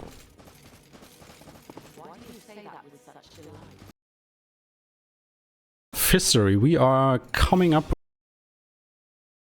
with which will be the first Earth Temple that we'll go through, which is going to be Virgo Temple. Corner, and before we enter that, I immediately nope out is and last grinding session. So, you know, if you want to go ahead and have a room, get up and stretch while we do this grind. It's gonna take about, well, let's say maybe 25. 2-hour mark is when we're gonna be done with that. Yes, it's a long one. But after that, like hours or so after that, will go by blindingly fast. So do not miss that for sure. I think we can have time to introduce. Are they in here? Perfect. Yes, we are. Hi there. Sorry, totally glanced over that. Yeah, would you like to go ahead and yourselves to the audience and what you did for Astria Ascending as well? I let Adrien go first. Okay, nice to meet you. I'm Adrien. I'm a programmer on Astria. I worked on the battle, on the tools, and yes, I did all the technical logic with 3 other. And you can now introduce yourself, Julian. I'm Julian, and I'm the VFX artist on Astria, and I did well, the magic and stuff and the butterflies. That actually are in the game. One guy made it all and easier. A lot of VFX, I would say. Yeah. I guess you had your work cut out for in this game then. It was pretty long, pretty hard, as they say.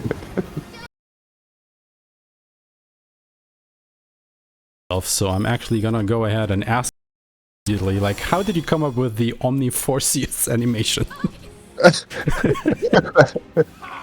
I don't know, that's not even my favorite one, so just a ball. Okay. Ball. And you just go whoop, and the enemies die. Yeah, exactly. That's pretty much my thought when I made it. Well, sometimes, you know, it can be really easy. Okay, what is your...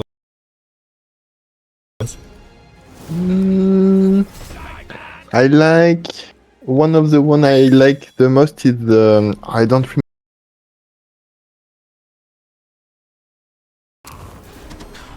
Shaman.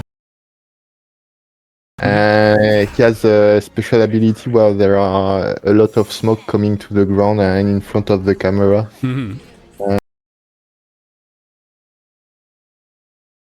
Back to that when we actually face him later. Unless you skip him like the other one. No, I actually have to go ahead and fight him. I know. Thus, the rest of them we have to fight. But then again, you know, keep in mind, we alluded to that a little bit earlier already. You only have to go ahead and complete 8 of the 12 temples to be able to complete the main story. Let's see all of the Astria actually. What a good. I think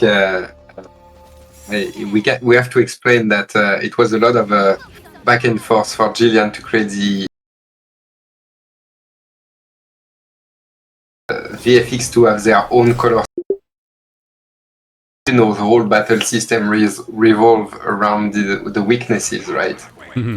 And so it was very important for us that you don't mix up one element with another. So it was really hard on Jillian to make VFX with unique colors for each element, especially the non-elemental one like force and physical attacks, which are in the game considered as actually elements.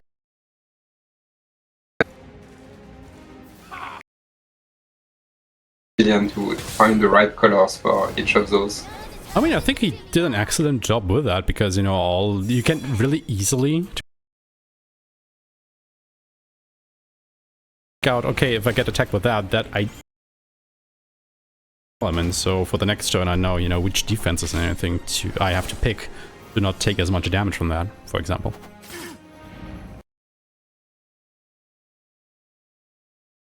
Like the sub-jobs VFX, sometimes they are purple and stuff.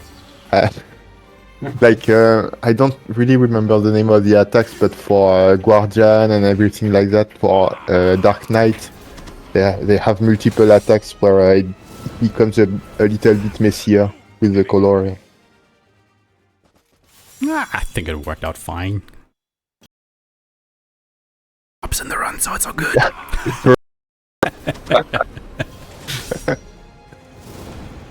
Okay, coming back to the run here for a second, we are now, like I said, in the third and biggest grinding section, so sadly you joined us a little bit of a lull in the run, I want to say. The thing that I could kiss your feet for is the monster bait ability. You saw me pick that up a little bit earlier on Caden, and basically controller, I can get into a random encounter whenever I want. It will be random, obviously, which enemy I'm gonna face, but it is such a quality of life improvement to have that in a game like that, because it makes the grinding go by so much quicker. Like, if you compare this to what we did earlier, to, you know, get into a fight to the next. Now I can just keep spamming the up button when a fight ends, and I can... Yeah, it was especially designed for grinding.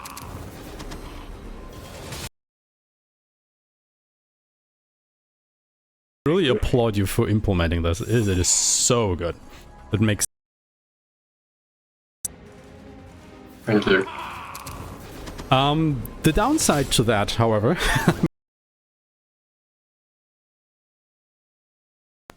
it will like count as if you were touching an enemy to initiate. Basically, like, two major ways that you can initiate a fight. You've seen me like run around and hit enemies with... I have a chance to either get a preempt to the fight normally. The reverse, if you initiate combat by touching an enemy, it can be a normal fight or an attack against you. And using the monster bait ability basically counts as, you know, just touching an enemy. So there is always the risk that I can get a surprise attack by these 8 little little bugs there. We actually saw that like 2 or 3 minutes ago where that happened. And not only does it take a lot of time to get through all of their attacks, because each of them also apply debuffs to your party, they also hurt. Like, they deal quite a bit of damage to you, so you have to be a little bit careful here if you know, get hit, that they don't accidentally wipe your party because you were not careful enough. Because, you know, this is a long grinding section. If you were to die and have to do all of this over again, that can lose you a lot of time. To have on site on stuff, right? I mean, that is like the good thing, or rather the thing why I'm standing right here, because if I just walk a little bit to the left, you will probably see me do that throughout the grind a couple of times. The game gives me an autosave whenever I pass by this teleporter right here, and that just basically creates a little bit of a safety save for myself. And also, the Migelovs are back. This is basically what I want to see. You know, I want to get this preemptive strike against the Migelov, so I can just go ahead and kill them. We actually haven't, or we have, sorry, I gotta have myself here. We have shortly talked about them, that you base them off the metal slimes from Dragon. They like very skittish, and that they like to run away, or rather they like to make you run.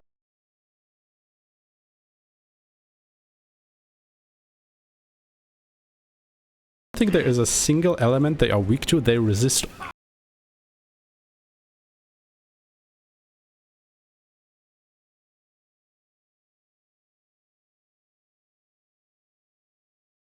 the chance to do that.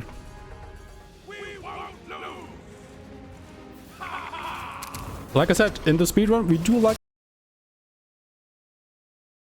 Pedro. He is fast.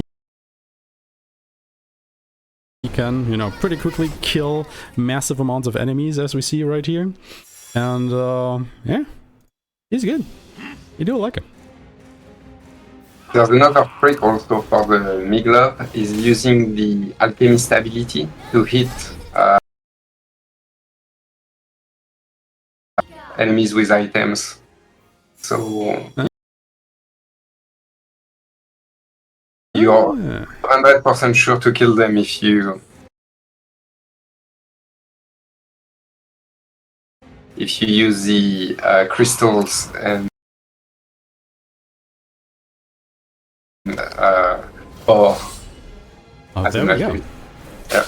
It's actually pretty interesting because in like one of the first iterations of the speedrun, I was using, I think it was Astria as an alchemist.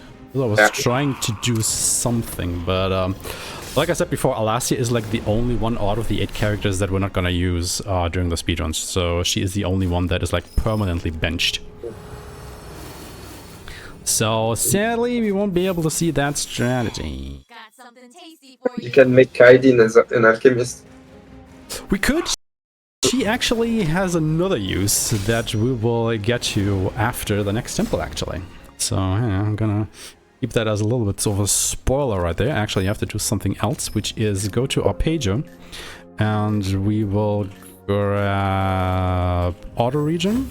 But most importantly, this agility +4 node. Because what happens now is Arpeggio now has more agility than the Migelovs. So if we encounter more of them, I have now guaranteed first turn before them, so I can always kill them. So finally, the cards have reversed, and I'm able to kill them whenever I please to. Unless they get a surprise attack, which would of course be very sad.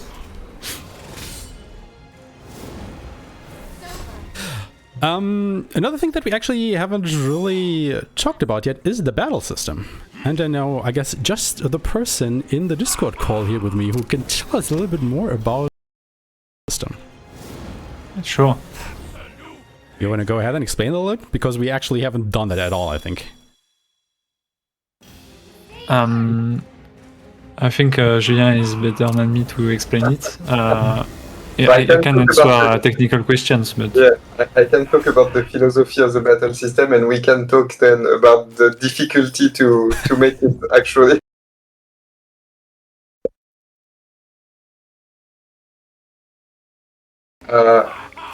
If you and you did,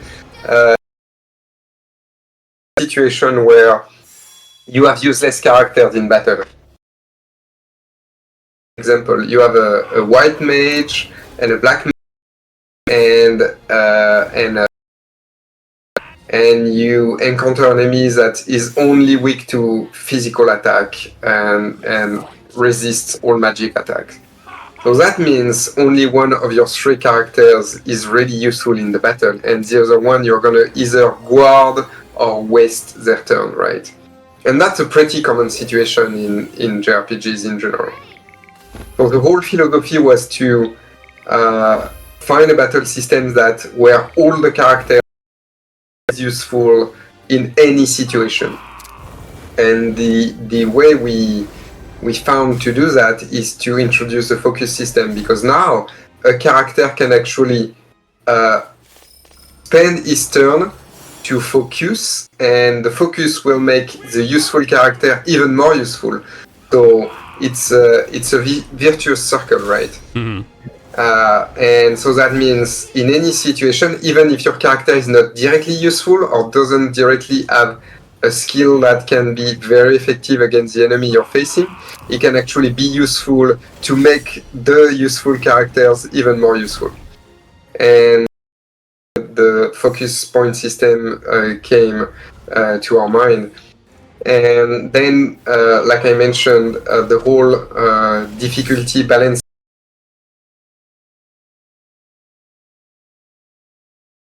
cool to actually you can actually earn and lose points if you hit the weakness and of the enemies.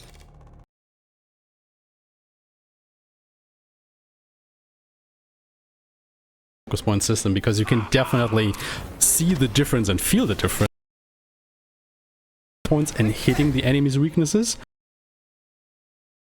If you do not do that, it will definitely come to a screeching. That even now you have Echo in your party, and that means even if you want Echo and you have to use Echo, he doesn't have any MPs left, and you are kind of forced to use his physical attacks. Mm-hmm. You can actually do damage with Echo using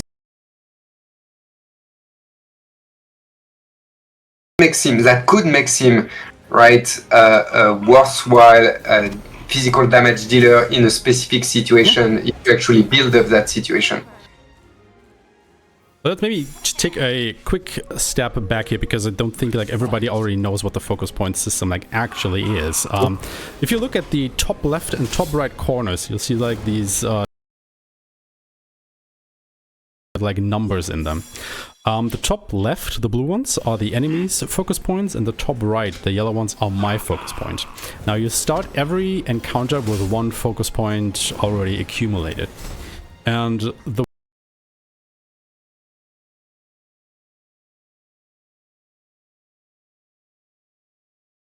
focus point, if you hit a nullification, I think you'll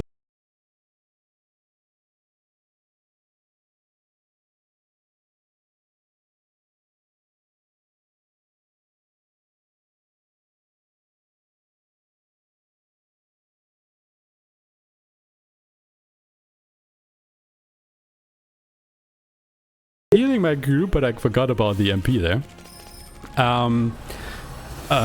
You can see like in the bottom middle there, these hollow or black crystals.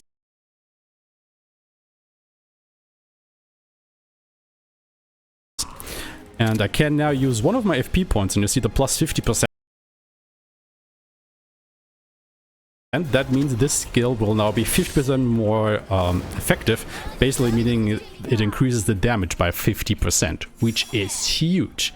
If you use 4 of them, obviously it will increase the effectiveness by 200%, basically allowing the skill to deal triple damage if you have enough FP to, you know, pump into it. And that is basically what the speedrun also like revolve around. Like, can I get a skill to hit the weakness of the next boss to make that fight go as fast as it possibly can? And two things to add to your very clear explanation is that also the focus system works with the status effect. So any focus point you spend on a status is the number of turn by the same number of FP you spend. So let's say poison, I think it's 2 or 3 turns by default. But if you're using 3 focus points and launching, it will be affected by poison for 6 turns. Yeah, that is actually pretty great. You know, it makes you really play around with the whole mechanic of it. The drawback is that the enemies can use it too, right? Yes. And that's the whole point, right? Because they can also gain and lose focus depending on their skills and their strategy, and they can use those focus points or their focus points to hit you hard also. Another thing that makes this speedrun like really interesting in particular, because if you look at the equipment that you can get, like the armor, like the chest armor that you can get for your characters, actually changes which elements they are strong in. Selecting your armor for the run, or for the game in general, it doesn't only come down to having the pieces equipped that offer you the most defense as a stat. You also want to elements or status effects. And that is like really interesting, because I didn't like really lean into that idea when I first played the game, but the speedrun made me really appreciate that, because it can definitely change how.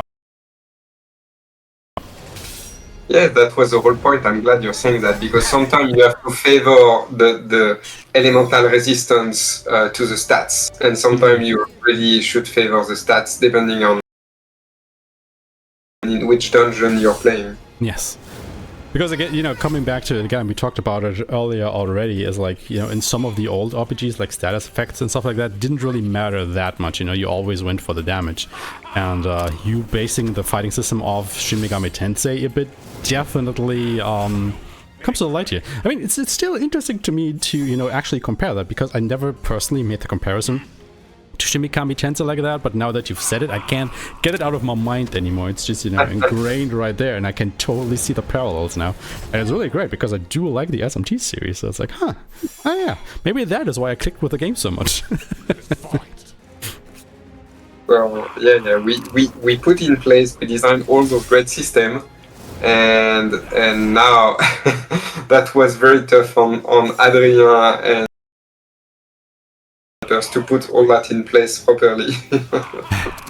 Because there's a lot of intricate systems that works together, and those situations can create ripples, right, on other systems. Yes, and we didn't test every combination of features, so we were even not sure that the game was not broken with some passive skills. Do you remember like a thing, before you released the game, where you run into was like, oh yeah, no, we have to like fix this because this is too overpowered, or this totally didn't. Well, we had the timeline bugs that everyone knows here was our worst nightmare. Yeah, but it was not because of in the hands of the player, but I think with the Chronomancer skill to start the fight, we had some issues that we had to fix. Yeah. Maybe we had too many rewards. No, I don't remember. No, you're right. It's a good point, because what designer like and programmers don't like is that we like to establish rules, design rules, so the battles work that way. So they program the battle to work that way, and then we come back and say, "Oh, by the way, we want skills to break those rules," and then they hate us. I can see that. I can see that. Because the old stuff we said about the focus and the turn and stuff, like I said, the Chronomancer can break them all. So they have to make exception in the code, and that create bugs and stuff, so they hate us.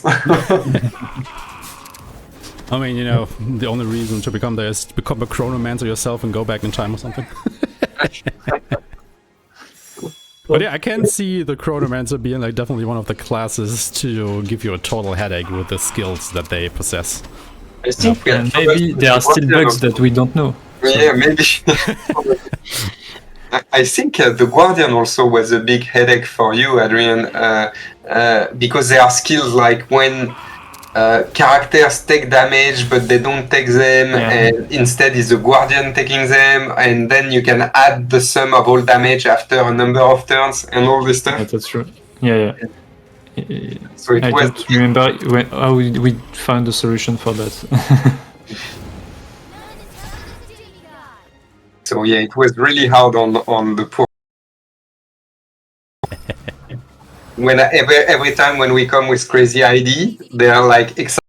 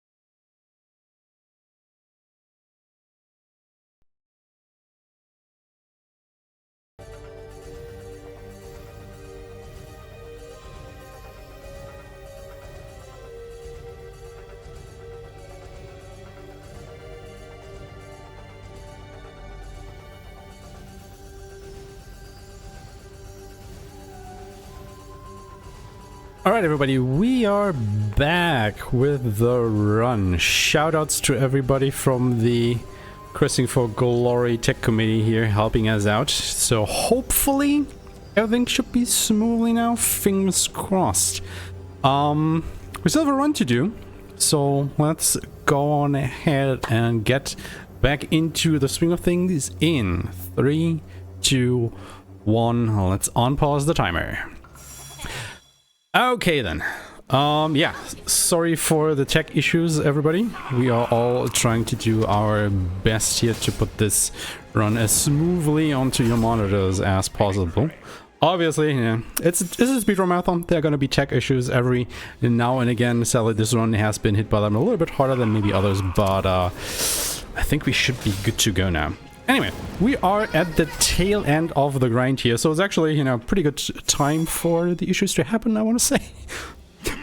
Because we're just about done with this, and once we are out of this grind and, you know, just a couple more battles, this run will go off the rails, as they say, and we will get into the actual, I mean, not actual speedrunning. But this is also the point where I just like to think, okay, you know, we've done all our grinding, we've done all of our preparations, so it is time to just break this game wide open. I still have my commentators with me. Are you guys ready to see what the game has on store for us? Yeah, after still we're done waiting for you to break the game. Yeah.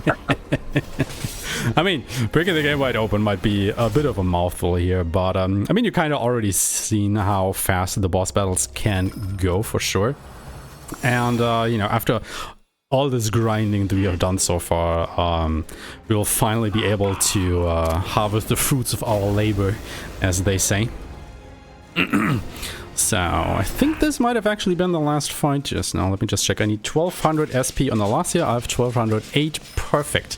We are officially done with the grinding sections. Now, what comes after a grinding? A good old let's power up our character. So we're gonna go ahead and grab a bunch of skills on everybody now. So let me just make sure that I grab the right one, because a mishap here would be kind of fatal, actually. They were grabbing a bunch of different things, like upgrades to skills, not upgrades, yeah, upgrades to skills, and a couple status increases, you know, to make us more powerful, because as I said before, those status increases and everything that you can grab off of these notes in the tree are massive. Also, we talked about the Chronomancer earlier. Let's make Dogmore into a Chronomancer. It's a pretty busted class, I want to say. Like, you guys really took the Time Mage moniker and cranked it up to 11, I want to say. Like, I don't think I've ever seen like a Time Mage in a video game that was this strong as this Chronomancer here. But then we're also gonna take Eco and make him into a White Mage. Now, White Mage, as a White Mage, he will be even better than as a Scholar, as he was before. So that's kind of exciting to see. But interestingly enough, we will pump Eco full of HP. He won't be getting a lot of MP, he will be getting all of the HP to make him a really tanky little dude. Let me just make sure I grabbed everything here. That should be good. And now we're gonna put on the equipment that we bought earlier. So I have to make sure that I actually put the right stuff on the right people here. Because I pre-bought basically everything when we did our last shopping. So I don't have to, you know, go back to the store right now. And then we're also gonna go ahead and put on the support abilities that we just got, like the double cast and auto raise and rescue here. And now we are finally able to continue with the run. You know, like after all the tech issues we had, after all the grinding, it is now time to kill some bosses. So let's start with Eos. These fights right here, these are actually some of the most brutal fights, I want to say, where you actually have boss fight against multiple enemies at once. Because, you know, they are all bosses. It's not just a single entity that you're fighting multiples of them. Which means you have to use, like, area effect spells, which are obviously not as powerful as a single target spell. So we have to turn around that a little bit here. Now, sadly, the 2 ads didn't die when we did our multicast there, so we just have to do one more cast and get rid of them, and that was the boss fight. And guess what? We had one boss fight, but what about a second boss fight? Like right after? Isn't that exciting? So this is Shala. We actually talked about her a little bit earlier, if you guys remember that. I think it was one of you guys' favorite Astria. I can't remember whose it was, though. No, you mentioned it when I said the Astria in armor. Oh, right. That is correct. Well, we will kinda knock her out of that pretty quickly, because we have a level 3 wind spell now. And obviously she's Earth Elemental, and that was the fight. And yeah, that will kinda be how boss fights would go from now on. Because, you know, we talked about how the battle system brought the focus point and the weaknesses and how things are getting allocated there. And we kinda can cover a lot of weaknesses from here on out, because we did all that grinding and Ulan has grabbed a bunch of different, you know, elemental kind of spells to be able to exploit those weaknesses. And since we also did that much grinding, well, obviously she gained quite a bit of magic power during that time to be able to utilize those spells and deal a bunch of damage. And then we also have Dagmar as the Chronomancer. And I think one of you guys already touched upon that Chronomancers basically get like a mimic ability, which will allow them, it's called replay in this game. It allows to basically copy the turn of another character, which means that after Ulan has casted like one of her big spells, Dagmar can just go ahead and, you know, copy it and cast it again. And since Chronomancers also gain a lot of magic attack, well, you guys go ahead and do the math yourselves there.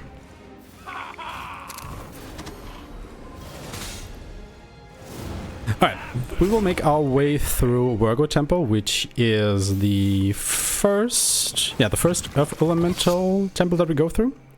And it's the 3rd temple overall. So, you know, we said it earlier that we only, you know, quote unquote, only have to go through 8 of the game's 12 total temples. And you might be thinking, you know, we are about 2 hours into the run at this point. Yeah, just about 2 hours. And, you know, we are only at this point in the game, right? We are still actually, if you think about it, we're pretty still in the early game of the game. So how can we even finish the rest of it in like 1.5 hours more? Well, I mean, I basically just said it to you, know, because of the grinding that we did, and we're just gonna have to go ahead and abuse the system. But there is one more ingredient to all of that, which we'll get in this very temple. Do you guys want to take a guess what that might be? No. No. Okay. Well. You know, you probably know the game better than us at this point. Huh? Yeah. I mean, We haven't played it since release. So. Yeah, we are discovering the game right now, dude. Yeah. Like a good game. Maybe I could play it. We are learning a lot. We're just gonna go ahead and take that as a huge compliment right then and there. But there is like one ability that, you know, you've talked about it a little bit earlier, that there is just so many moving parts in this game that you weren't able to, I guess, thoroughly test everything. And I guess you kind of forgot about the earth power of the ring a little bit too much, maybe. Because this is what you get right here. Broken. It's actually not a battle ability, that's correct. Like, it is a map ability that we get. And you know, we've had the other abilities so far, like we had the physical ability where we can shoot a projectile to hit switches and stun enemies. We had the water one where you can grab water from one point and put it, you know, in another one to make floods and water levels rise. We had the fire one where you can go ahead and use it to break barricades. And now we have the earth one, which allows Ulan to create this copy statue of herself to use as a platform, or, you know, as a heavy weight to push buttons like we did just there. And that makes this ability actually a little bit broken. And why that is, we will see in just a couple of rooms from now, because it don't necessarily think you guys intended for it to be able to use that way, but you know, we're speedrunners. We don't care about limitations like that. We're just gonna go ahead and use them to our advantage. I'm not gonna lie, I was really hoping when we implemented this one that it would be used for something like that. Oh, really? Yeah. And because when you upgrade it, you can switch place with it also. But I guess you're not gonna do that because you're not gonna do the optional temples. Exactly. That is, you know, initially I was thinking about it, like when I did my first couple routing attempts and running attempts, I actually did go to Capricorn Temple because I just really like Capricorn Temple personally. I think it's a really cool designed dungeon, and you know, I liked it so much that I put it in the speedrun. However, after a run or two, I actually found out that, oh my god, this is actually a pretty long one. So maybe I should go back to the drawing board and grab another one. But hey, here we go. So, you know, we can use this thing as a platform, right? The stone power. Yeah. So I'm just going to show it off a little bit here. But we can also summon it in midair. And it has a hitbox, and I failed it, so I just get to show it off again. I guess we can explain to viewers that there are 4 optional temples that hold upgrades for the ring powers that you're using now. There we go. And they hold the upgrade in jobs because that's the only way to get the support jobs, right? Yep. But you saw me do it there, just right now. Yeah. Actually, we thought we fixed it. Like we talked about that. Well, because we added the animation that locks you in place to avoid that, but seems like it wasn't enough. I guess you didn't have to all, because yes, this little stone thing has like a hitbox in the air, and you can totally jump onto it and, you know, off it to use it as a mobile platform in the air, and that kind of breaks a couple of things. Like you saw me do that there. Normally in that room, you are supposed to, you know, use your watering in conjunction with the earth ring to raise the water level a couple of times to be able to get to that door, but yeah, you also can just go ahead and do what I did there and, well, not do that and just jump over the top and be done with that puzzle in an instant. I mean, I failed it 2 times, so there's a little bit of a trick to using them, or preciseness rather, but yeah, that basically allows us to skip quite a few puzzles and also the other temples. You fulfilled my dream. It was a gift from the level designer. He knew we could do it, and absolutely. Because yeah.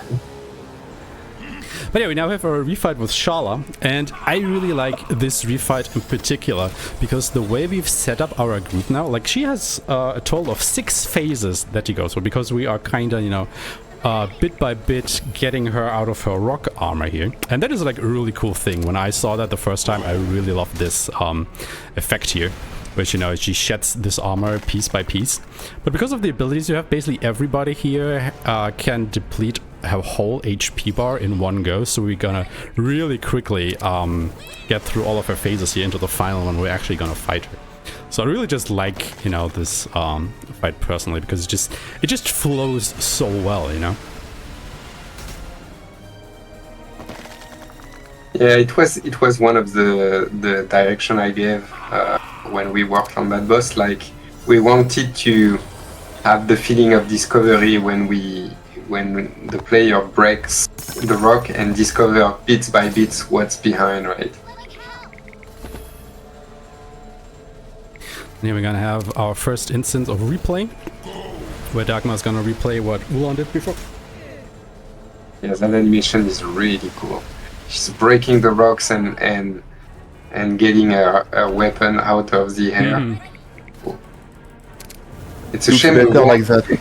It's a shame we won't see her attack animation, I guess. Nope. Because she has really cool attack animations. When she attacks with a weapon, she jumps mid-air and the thing starts to turn and she can pierce you with it. It's really cool. But yeah. Yeah, that's like the thing that I try to do with the routing, is like basically give the enemy as few turns as possible, because, you know, it takes time for them to go through the animations, obviously. I mean, they are beautiful, don't get me wrong. Just in a speedrun, they are wasting time. So I want the enemies to have as few turns as possible. And that is kind of how we did the grind when we did it. Because, again, there aren't, you know, speedrun-wise, there isn't really a better section to grind than in the desert with the 8 bug encounter, or even the couple of Migolovs that you get every now and again. It's really like the best point for you to grind for a long while. So we are basically abusing that point as early as we can. And the only reason that I don't do all the grinding before we even go into Ares Temple, because, you know, I did a little bit of grinding already then and there, was that we weren't, or I wasn't able to consistently get to that speed break point where Arpeggio was gonna be faster than the Migolovs, and obviously those are quite the nice boost to your SP and, you know, also experience and money and whatnot. So we go through Ares Temple first and then do the rest of the grinding, and it also breaks the monotony up just a little bit, so you don't just sit there for like 45 minutes all in all and do all of the grinding like in one go. But yeah, you know, we still have to go through a couple normal encounters, obviously. So we are also, we haven't grinded out all the SP that we need for the rest of the game. You know, we still will get in a couple normal encounters here and there. But, you know, all of these will be on the way now. Now I will never stop and, well, that's actually a bit of a lie. I will stop at one point to take 2 more encounters, which actually, now that I think about it, is a little bit more of a bug abuse, really. If you think about it too much. I don't know if you guys know about it or saw it, but I guess we will get there when we get there in a little bit. It's gonna be interesting. Yeah, I'm wondering from the start, why are you doing this side quest? We will get to that. I Because was usually, wondering when the question would come up, actually. I guess to notice. Yeah, usually you don't do side quests in speedrun. Yeah, unless there is a very specific reason. Yeah, that's what I'm wondering. I don't think there is, but because there is no bug in our game, so sorry. No worries. Okay, we'll actually take Kate in here and we will give her a main job. She is gonna become an assassin. Now, why is Assassin specifically? Well, Assassins is the only class that gives you access to dark elemental magic. And that is like the only element that we cannot cover so far. So, you know, just makes sense to go ahead and give that to her then. So we're just gonna grab all of the magic spells. And she now has access to the biggest dark elemental magic spell, Umbrorima. Which is an interesting one, because we actually need it for the next boss fight. Spoilers. So one of the animators just messaged me on our chat, and he said the Virgo boss, so we just beat, is one of my favorites. I loved to animate her. So there you are. Nice. And I think I actually forgot to talk to Leon once here, didn't I? Because I was a little bit too far ahead of my notes. Because you have to skip a couple cutscenes. No, I didn't. Wait. Ah! I see. I went the wrong way. That is a problem. I'm so used when I go to Havalion port to just immediately beeline to Fedora. But at this particular point, you actually have to go back into the council room first. And then you go to Fedora. So there we go.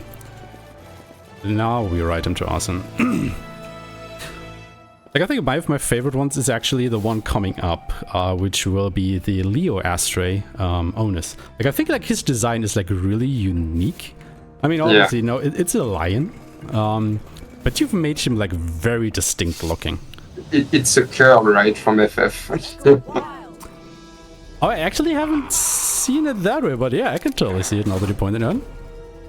Ah. Yeah, this was designed by Hideo Minaba, so... Yeah, we mentioned him before, right? Hideo Minaba was the art director on FF9, FF12, and Bravely Default, and FF Tactics, and Blue Dragon, and yeah, all those games. And he did most of the character design and half of the boss design of the game. So we're really fortunate also to work with him. And yeah, like you mentioned, those bosses immediately stand out. And he's gone. Like, you know, that's the thing. If you give him like a weakness to a dark elemental spell, and we get access to an assassin who has like a very high powered one, and then you also give us access to the replay ability with a chronomancer. I mean, this is basically why Dagmar has become a chronomancer and why Kaden is an assassin. It's basically what this fight, because it makes it go by in 2 actions basically, or 3 if you count what Arpeggio was doing with the focus before.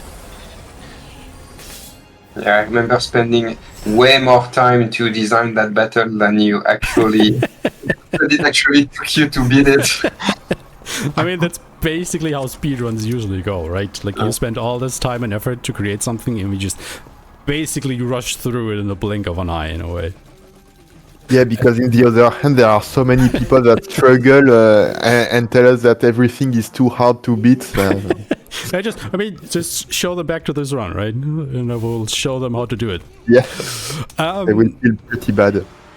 We are in Leo Temple now, and Leo Temple is actually quite the departure from the other temples that we've been to so far, because it is an arena fight style temple, right? You go through all of these back-to-back fights, and this temple is actually the reason why we did all of the grinding we've done so far. Like this right here, these Colosseum fights. And the reason is actually pretty simple. You guys designed this in such a way that the amount of HP, MP, and whatever it is, you carry from one fight into the next, right? So if I were to take a lot of damage during these fights, I would probably be in a very bad shape to actually be able to finish all of these sets, you know, because they're always in sets of 4 fights that you have to do back to back to back. So my logic coming here was, I need to make Arpeggio as fast as he can so he outspeeds every enemy that I face during this gauntlet, and then I win. And that is why I did, and that is why we do all the grinding before this point, to get Arpeggio to this exact agility number. I think it is 31 or 32. And then he still doesn't quite outspeed everybody, like these mouse enemies that you saw on the previous gauntlet, like the, darkish blue and the red ones. They have the same amount of agility as him, so it's a little bit of a cost toying up who goes first. It's mostly gonna be Arpeggio, which is in my favor, and this is why the strategy works. But I need to hit this agility threshold to be able to get through this right here.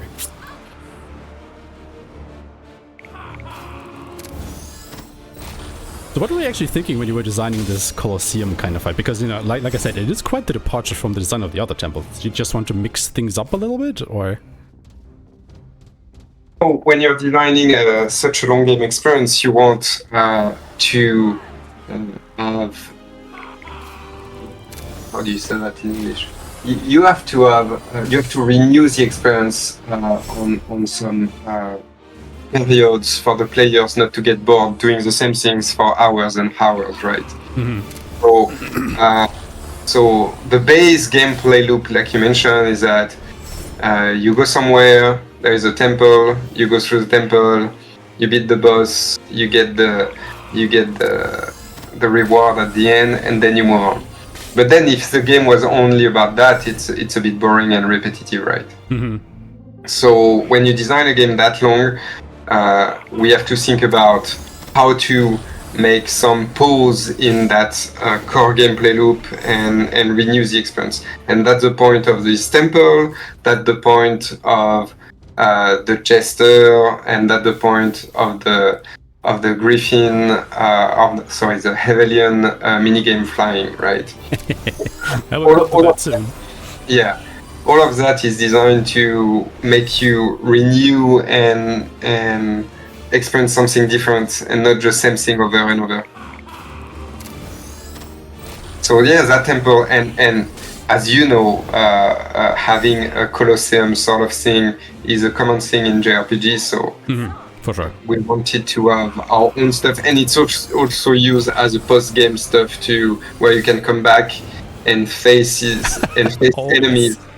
Yeah, and face enemies in regular battle and in jester battles. So it was a cool way to do that. Okay, we have now gone through the fights here, so it is time to grab some more abilities. We will get Last Stand and a couple more strength on our pager. Yep.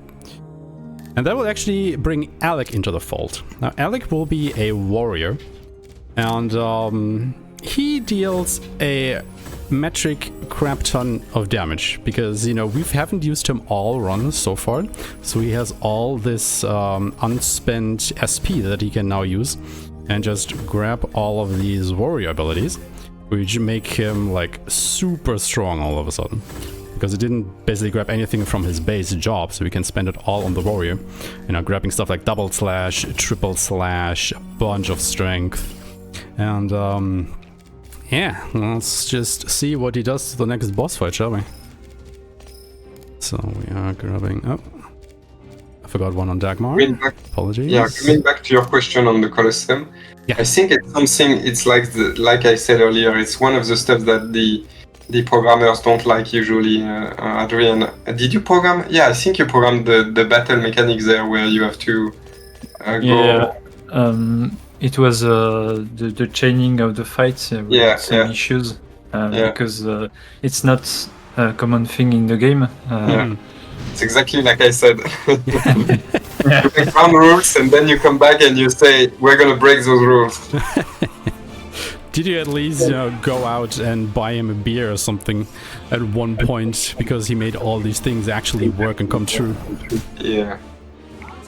Yeah, we did celebrate for sure. But yeah, it was tough. We had problem with the chaining of battle, right? Yeah, at the end of the battle, if we started a new battle, everything stayed black. We had something like that. And I think once we released the game, we had an issue we had to patch for this. Maybe, I don't remember. But also when you come back and not in the story, you have specific fights where some options are disabled. So there are fights you can't use items, there are fights you can't use skills, there are fights where you can't use regular attacks and stuff like that. So that was also that was also more fun for the programmers. Indeed. Always the poor programmers. Alright, we actually, in the meantime, defeated Onus a second time. You know, triple slash is very good. It's an ability you should definitely go ahead and grab it through your playthroughs, because it deals a bunch of damage on Alec, not gonna lie. That thing will also make work of these Oases that we're actually gonna face a couple of times. Like, not specifically these, but in a similar getup. For sure. So for now we're just gonna go ahead and exploit their weaknesses a little bit. And then we also brought another ability called Omni Slash, which basically, you know, it's like it hits all enemies at once on the battlefield, and it's also pretty good. Again, you know, we are starting to come full circle here with all the grinding and the strength build-up that we did earlier, to just go ahead and plow through these enemies. And coming up is another shorter-ish dungeon. You know, we just talked about this, where you guys are trying to break the mold a little bit, the way you're just not only going through these temples, but also a couple other areas like these underground tunnels right now.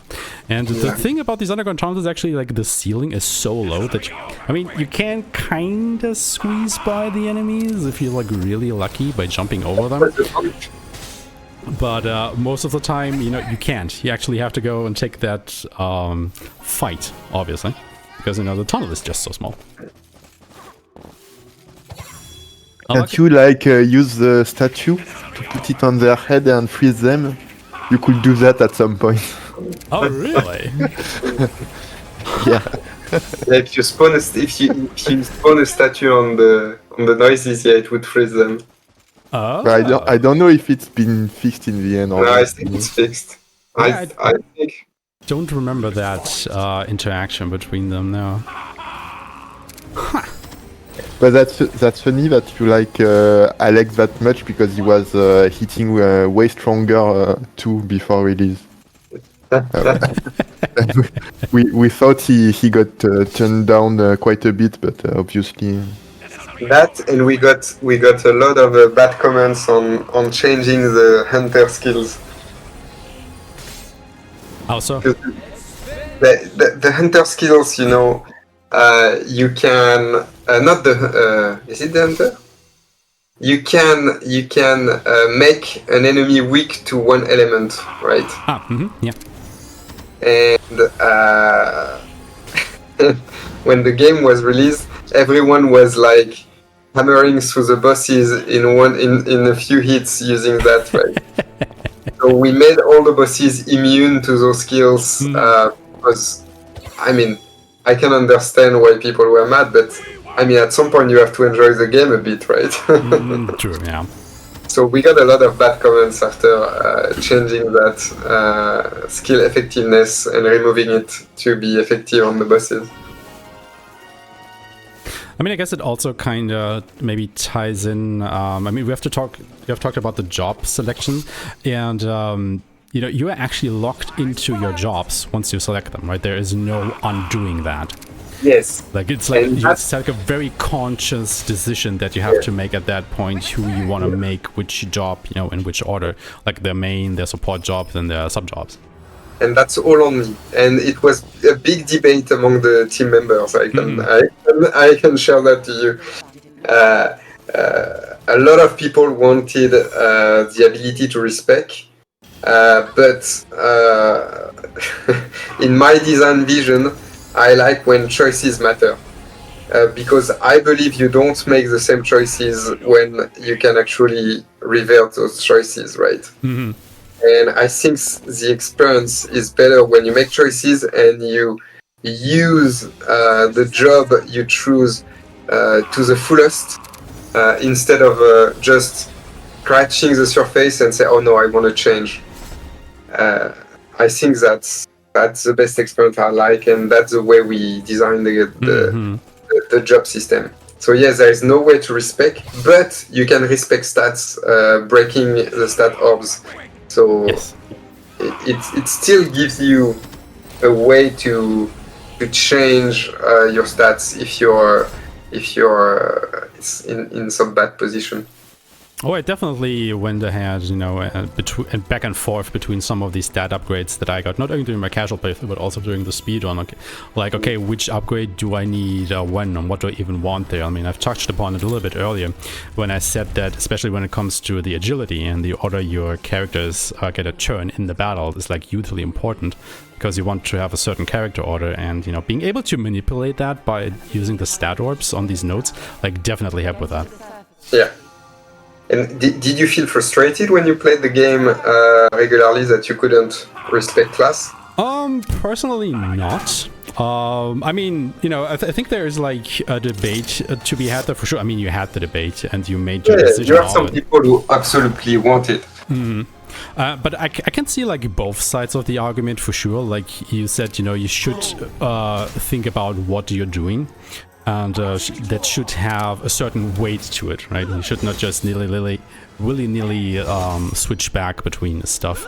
But on the other side of the argument, I guess it just gives a lot of convenience to people being able to do that. Like if they feel maybe stuck or they just want to try something new instead of, you know, having to start another playthrough. Because especially with RPGs, like people tend to really invest a lot of time into them. Yeah. So I can see people coming from that direction as well. I'm not saying that I'm necessarily in favor of either of them. I personally can live with both of them. And I'm kind of ambivalent to the choice, and I just, as long as I can enjoy the game for what it is, you know, I don't necessarily care. But then again, I also always make good choices, so I wasn't affected by it as much. Yeah. No, but like I said, it was a big debate. I can imagine. But yeah, I feel like. I understand also those arguments, but yeah, I feel like you get more emotions when you're into the jobs you choose into the end.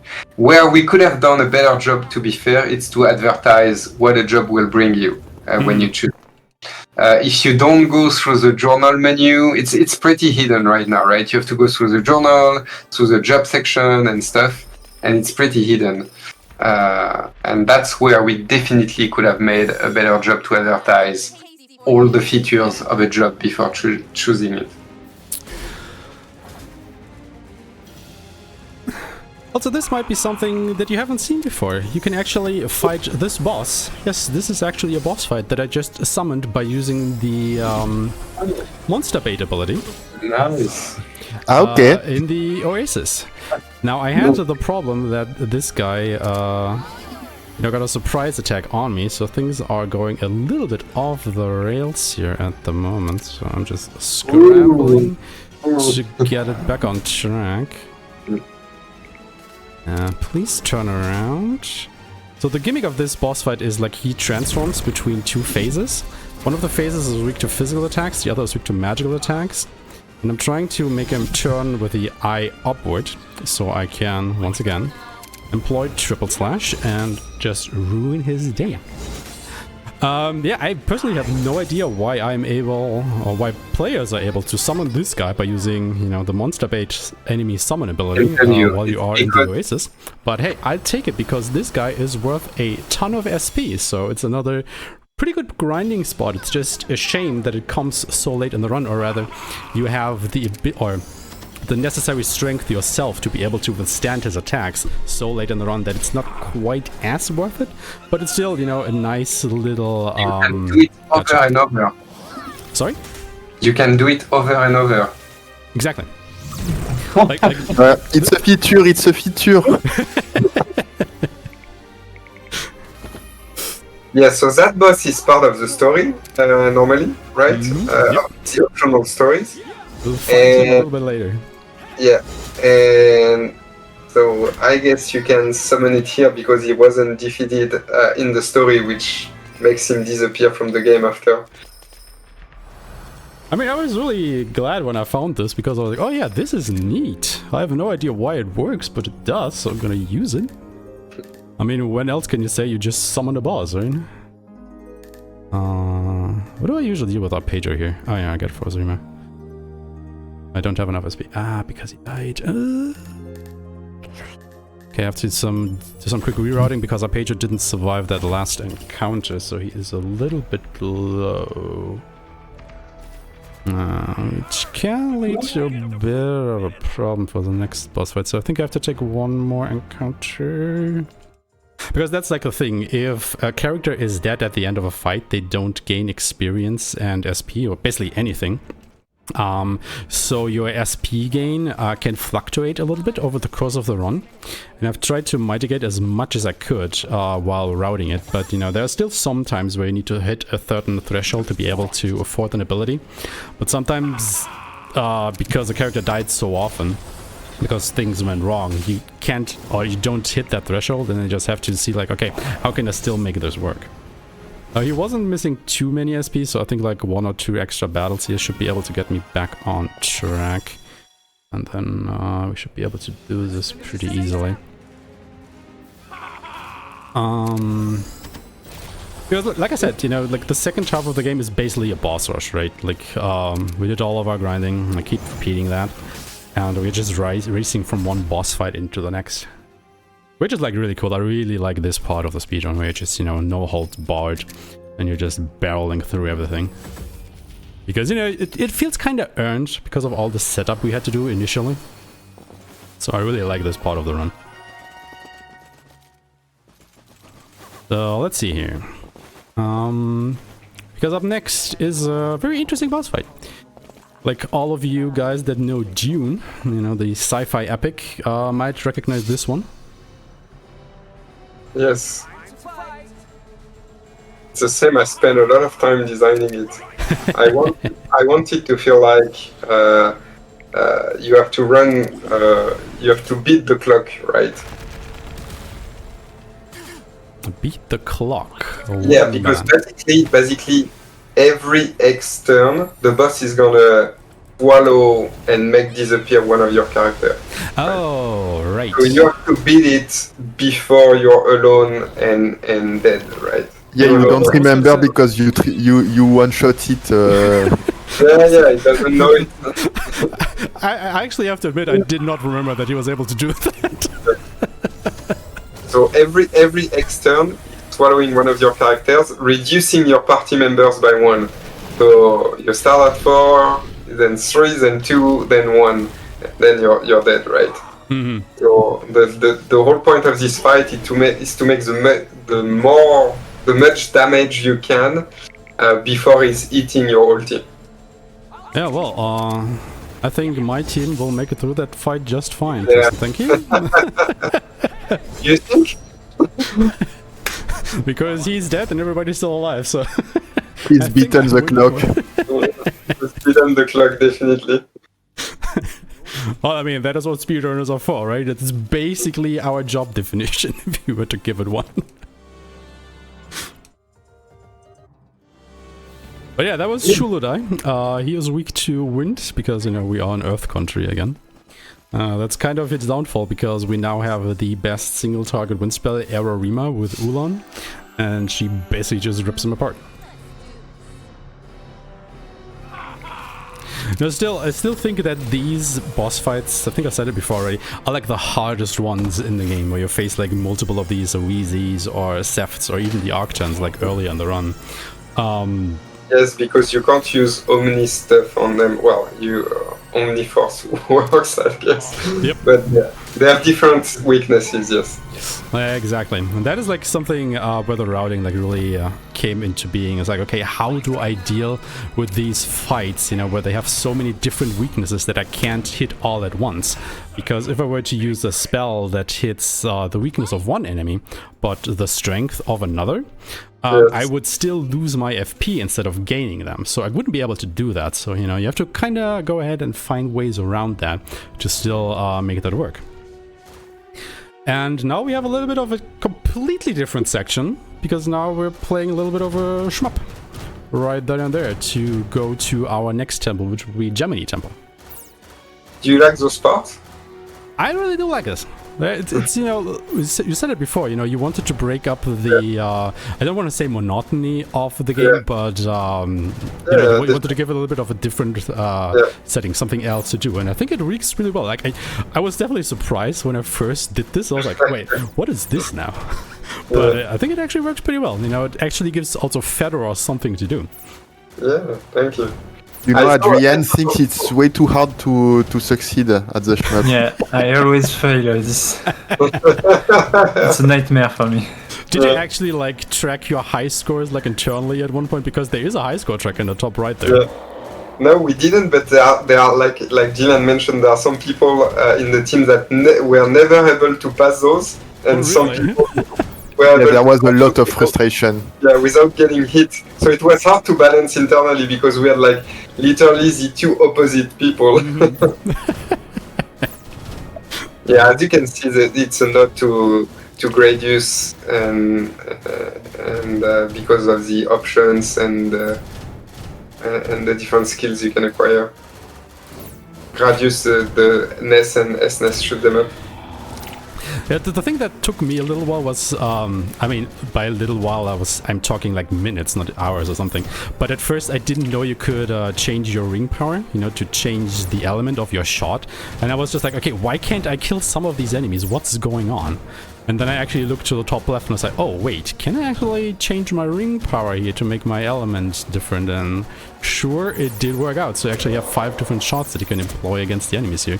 And they actually do have weaknesses and everything, so this is definitely more involved than it might seem at first glance. Yeah. Well, the whole point for those minigames, this one and the Jester, was to use the weakness system, right? Mm-hmm. That we introduced to battle and use it in those minigames. Because in Jester, you have the same bonuses you have in battle when you hit the weakness side or the strength side on the tokens. So we've now made it into Gemini Temple, and this is the next boss fight, Dioscuri. His gimmick is basically, again, he has 2 phases, and there is like a random chance, if you hit him with a weakness, that he flips around and reveals his other side. So obviously what we want to do is try to make him flip over to the physical weak side as quickly as possible. Now he didn't do that this time, so this fight will go a little bit slower because I couldn't just go ahead and instantly kill him with you know, Alec, as I did with the last couple of bosses, basically with triple slash. So let's see. You know what? Is Alec one-shotting the whole game from now on, or? Yes and no. Like, he is certainly a big part of our boss killing lineup from now on. You will see him a lot, but he won't be the only one dishing out the damage. But it's just, Alec has like the highest strength out of any of the characters, especially if you do him the warrior job. And since the way you programmed how, you know, the damage calculation works, where it's like a exponential curve, I think, where the more strength you have or the more attack power you have over an enemy's defense, the more damage you deal exponentially. It's not linear. It just really works out in a way where you want to pour as much as you can into one single stat, like either strength or magic. And since, you know, he has so much strength already, and we just keep giving him more, he is just an absolute powerhouse all throughout the run, especially because we skipped, you know, basically grabbing anything in his base job for now. So we can just pour everything into his warrior job. So yeah, he's just an absolute powerhouse. And then of course we can also, you know, give him even more power by giving him fuses from a shaman that we did for Dagmar for now, because now that we've gone through the first 4 temples in the game, we have enough job spheres, oh my god, sorry, to give everybody their main job if we wanted to. So now that we are in the 5th temple, we start getting spheres for our sub-jobs. So everybody can now go ahead and get a second job, which doesn't give as many benefits as the main job, because you don't gain access to the passive skills of a sub-job, only the active skills, like the actual spells and such.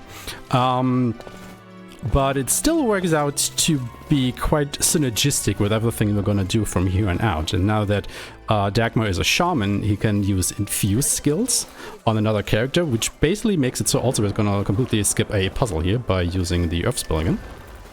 I messed it up a little bit. Right, okay, I hate puzzles. Oh my god. Oh. Okay, I'm making this look harder than it actually is, because obviously you would have to go to another part of the dungeon. What is going on? To be able to make these blocks into a stair. And then you would be able to pass up here, but we can also just use the stone power here to, you know, make our own little platform, and we can skip doing all of that, which is kind of neat. You know, it skips a good portion of the dungeon here. So I do like using it, even if it took me a couple tries. Normally I do that one first try, but hey. Sometimes you just mess up a little. But yeah, Alec, because of all these reasons, you know, he is like a staple from the run from now on. It just takes a while for him to get to that point, right? Because we've been using Ulan a lot, because she and Arpeggio, they have power spikes like early in the run, because they can hit weaknesses, which Alec mostly can't, because the warrior doesn't have any elemental affinity spells, whatever, by himself. He only does that when he gets like an infusion from, like I said, a shaman, which we only have access to now. So that will be a huge part from, you know, using from now on. Okay, just gonna do these quick puzzles here. Gotta remember to use the fire ring to break that barrier. Oop. Makes it fall down there. I actually really kind of like this setup where you have to do, like, you know, these 4 little puzzles in order to open up the door. But of course, you know, speedrunners, we are a little bit lazy to do that, so we also kind of don't like it, or having to do that during a run. So we'll skip a little bit of it. Oh. I wonder how. I mean, it's kind of to be expected at this point, right? But first of all, we get our last power for our ring, which is the wind power, which now allows us to push these blocks out of the way, adding another element to the puzzle solving from here on out. But coming up, there is a room where you are supposed to go to the left and up and then push a block around. However, we can just go ahead and do this, place this in the middle of this updraft, and then jump over it, and then we can skip that puzzle.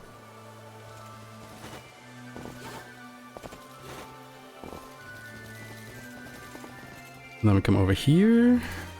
Now this one is a little bit more involved because normally you are supposed to, you know, go to these devices and be able to manipulate the flow of the air. However, for this one, you are, oh my god, stuck for a couple directions, so you can't do that for every single direction, as you would normally think. So you have to... I missed the cycle on the platform there because I was a little bit too slow. If you do this puzzle perfectly, it'll like through the fields. It really flows nicely because you can hit that platform section there, like going up, so you don't have to wait for the cycle like I did. But now that we've actually opened that door, the game actually wants you to go around because a new path opened up and grab a couple of treasure chests. But instead, we just go back to the map and teleport right into the room of intelligence here, placing us where we just opened the door with the puzzle. So we skip another part of the dungeon.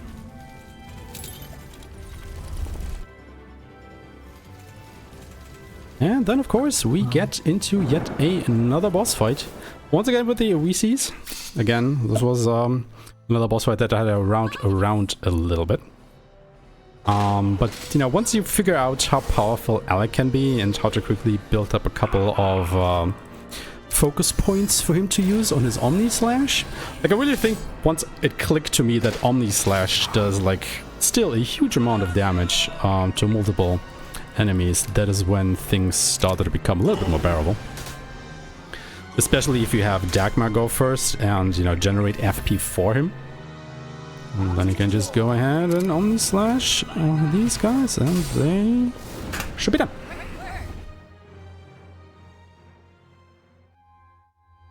And also at the point where you have to go back to the entrance to the dungeon, but again, we can just go ahead and fast travel right there, so we don't have to go through all of Gemini Temple again to get there. Which is kind of nice, I do like that. Oh. I guess because of the stream delay at the moment, you kind of see the boss fights once I've already killed them. So 1, 2, 3, 4, 5, 6. We buy some more equipment here. We buy an arc cap. We buy 2 Arcton armors, sorry, and an Arcton rope. And then we're actually gonna go to the item shop for a little bit and buy some very important items for the rest of the run here. It's gonna be some angel wings, some life cores, and most importantly, 3 panaceas and 2 omni panaceas. These are hugely important for the rest of the run, which is pretty interesting actually. You wouldn't think it at first, but that is just the way how this works out. Okay, so we are basically at the part, or very close to the part, where the game will open up a little bit more. Can you guys tell us a little bit more about what is going to happen here now? Like, why did you decide to open up the game at this point? Or what made you think, okay, you know, we're gonna go off the rails and actually go ahead and let the players choose on how they want to proceed? It's the same as I said earlier. We wanted to break the regular flow of the game, and you know, many games now have it's a big word, but have open world type of gameplays. And because we were so constrained into the scrolling type game, and we were always from the beginning on the rail of the story, we wanted to offer the player some kind of a more open moment where they can choose if they want to do it or not, and if they want to do it, in which order they want to do it. So yeah, we wanted to give at this point some freedom to do everything you want in the world, basically. Because it's actually kind of nice, you know, because we've done like 5 of the game's 12 total temples now, and we basically get to choose which ones we want to go ahead and do next. And that's a really nice addition, especially because we don't even have to do all of them. We only need to do 3 more to be able to progress with the story and bring it to an end. And my turns are just not working out right now. So why is this guy still alive? What happened? Why weren't you able to kill them? Oh, like, wow. Look at that HP. He survived at 650. Guess I got a couple of low damage rolls with him. Wait a minute. Oh. Right. I played myself. I fire-infused Alec when he was up with his physical side. Oh, goddamn. Oh, there we go. Alright. Fixed it. And sometimes you can just kind of, you know, mistake which side, or, you know, which is the weak side and whatnot. Even though the game kind of tells yourself, like, if you remember way back at the start of the run, I turned on an option that tells me the weaknesses of the enemies, like when I hover over them with my screen. And so I shouldn't, you know, ever do a mistake there, but, you know, obviously if you are in a rush, sometimes mistakes just happen.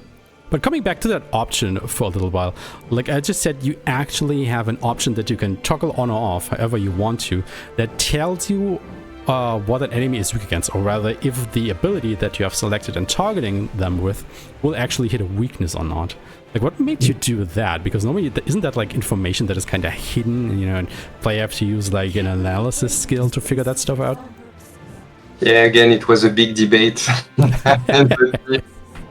I'm more an old school player as a player, and I like the old school RPG when you had to learn and remember the weaknesses and the skill you have to use and how an enemy behave. You know, I used to write down when I was a kid on a little notepad and stuff like that. So I used to like that. But now, as a designer and director, I understand that some people don't want to do that anymore. Mm-hmm. So we thought, okay, let's just have an option where you can turn it on or off, depending if you want to go through that experience, good experience or not. I mean, go ahead. Yeah, we tried to actually indicate which element the enemies are weak to by basically for 99% of the enemies they're using the element they are strong to, right? Mm-hmm. So if enemies throw a water spell at you, is weak to the opposite, which is lightning, and vice versa, right? Yeah. So there are some strong indication in the game to which elements the enemies are weak without turning on the cheating option, I would say. But yeah, I can understand that some younger or people who have less time don't want to learn and remember everything. So that's why we chose to implement that option. I mean, you know, it's a nice quality of life feature for sure to, you know, basically have the game tell you, hey, is that enemy like weak or not against the spell that I'm gonna use? I mean, there is still like this scanning ability in the game, right? I think Ulan learns it pretty early on in the game if you choose to. So you still have the option of using that skill to get like a complete list. Okay, what are the strengths and weaknesses of that enemy? What are they gonna use and whatnot? So if you want to, you actually have that ability, literally. Yeah.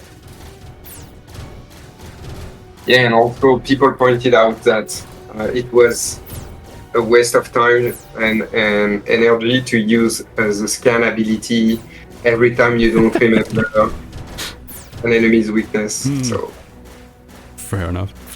But that is not the only thing you can toggle on in the options menu, right? You actually can select if the characters that you have but are not in your actual battle party at the moment, like, you know, you have always control of 4 characters with 4 of them in the background, if those actually gain experience or not. And SPs, yeah. Like, what made you do that? Like, that is like a very interesting choice. Yeah, you can. I'm gonna answer that in a second, but yeah, you can also turn on and off battle. You can turn on and off more icons on the map to give you more indication and stuff. So the same as customizing your character, we wanted to be able to customize the experience. So let's say you are very experienced JRPG player and you have time to play. So you probably want to play more old school. But if you're a younger player with less experience or you don't have time to spend a lot of time in the game, you want to turn on all those options to make the game more easy. And yeah, that's a lot of quality of life we wanted to implement to make the JRPG experience better. That's why also status effect doesn't carry over battle. That's why your HP regen after battle. So there's a lot of stuff in that way to ease and customize your experience the way you want to experience the game. Yeah, I was really pleasantly surprised how many options you guys, give to the players, like, well, in the options menu, stuff like that. That was really neat to see. Speaking of, we are coming to probably one of my favorite boss fights in the run. I mean, might be a little bit controversial. Because not everybody, I never get the confused. Got to go back now. That's the one I was mentioning, yes. Jesus. Because he is like a mean bastard, let's just put it like that, but I do love him to pieces. This is gonna be Zibani, and Zibani is the boss with the most phases out of any boss fight in the game. He has 7 of them that you have to go through, so it's a pretty drawn out fight. But it is a pretty cool one, especially if I do not mess up on that strategy that I have for him. So let me see. I actually rerouted this fight a little bit this morning because I saw something in my notes that made me go, huh, can I make this go faster? So this is a very precise fight. Like every single action is kind of pre-routed. So let's see how this works. Because Zibani is hiding behind this big shield, so he nullifies physical attacks, and he has no weaknesses right now. What we're gonna do is we're gonna fire infuse Alec, because that gets rid of the physical property of his triple slash and makes it only deal fire damage. Now it doesn't matter which element you use as long as you use an element, so it gets rid of the physical property that goes through his first form. Now in his second form, it's critically important that I keep 1 SP in reserve for now. So we're gonna focus with Arpeggio again. Then I'm gonna go ahead and switch out Arpeggio for Ulon. I am gonna... Also, this is where we picked up the stun guard ring back in the archipelago to put on Alex so he doesn't get stunned by this constant barrage of hits from Zibani. So a very important pickup there. We're gonna use another triple slash. This should kill the shield completely, hopefully. Just coming back on the options, also, the other options we implemented is that you can switch voiceover from Japanese to English at any time in the game without restarting the game, which is very nice, I think. And also, you have the option to actually don't pick and unlock any class, any job in the game. You can do the whole game with your base job if you want. And moreover, if you turn off XP and SP, you can do the whole game at level 1 if you dare. Or right. And also you can do all the battle with only 1 character if you want also. You can actually remove character from your battle party if you want.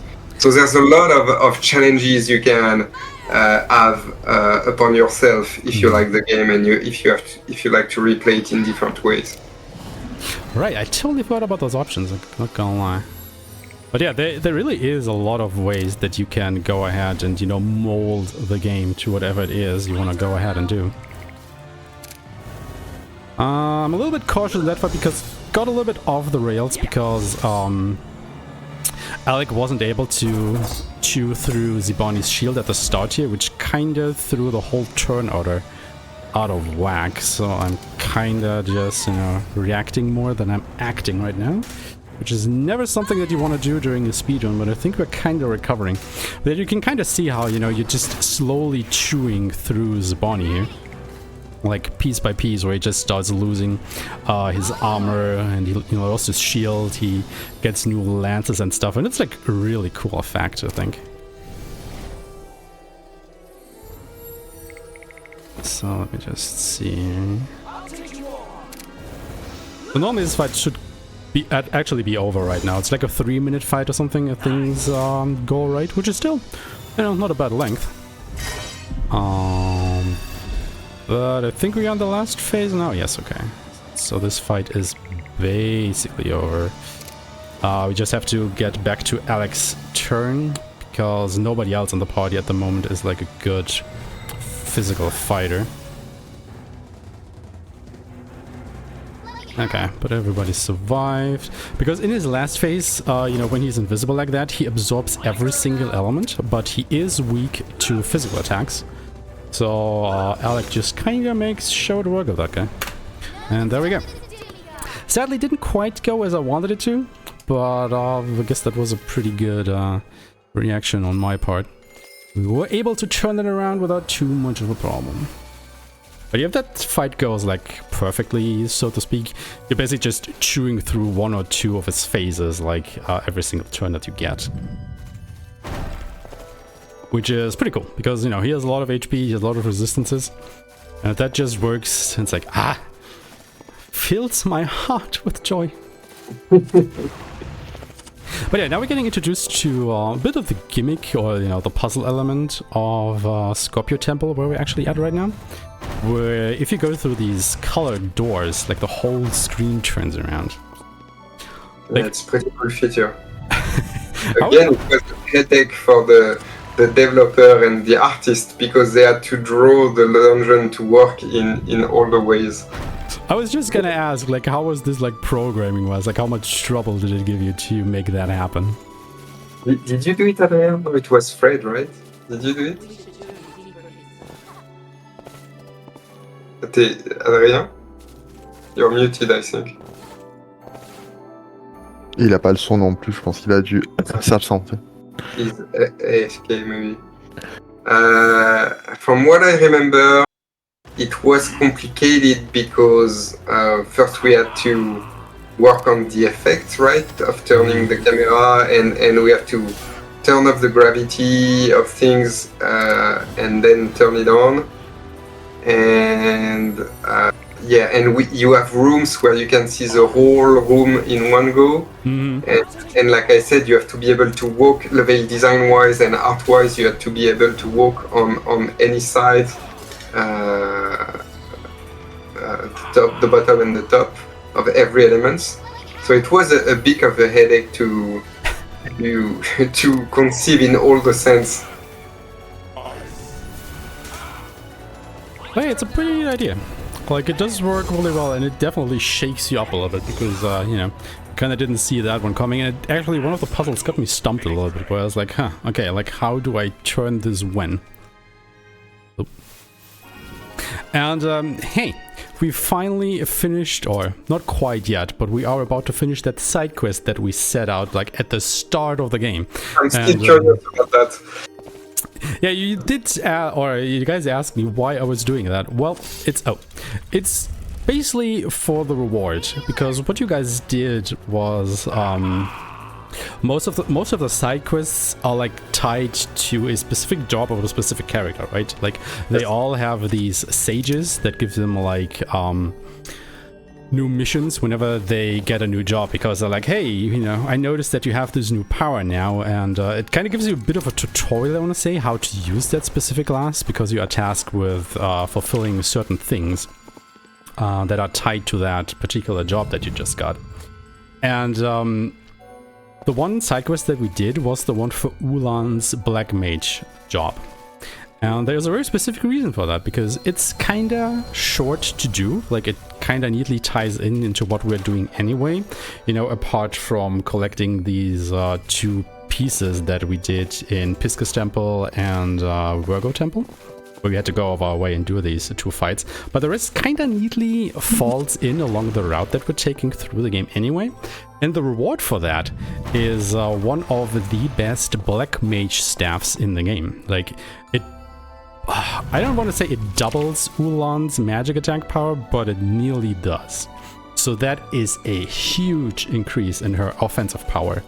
And once we are done with this dungeon, we will see how much damage our lady will be able to deal going forward, because, ooh damn, she is gonna be you know, killing bosses left and right after that. And that is why I routed it in.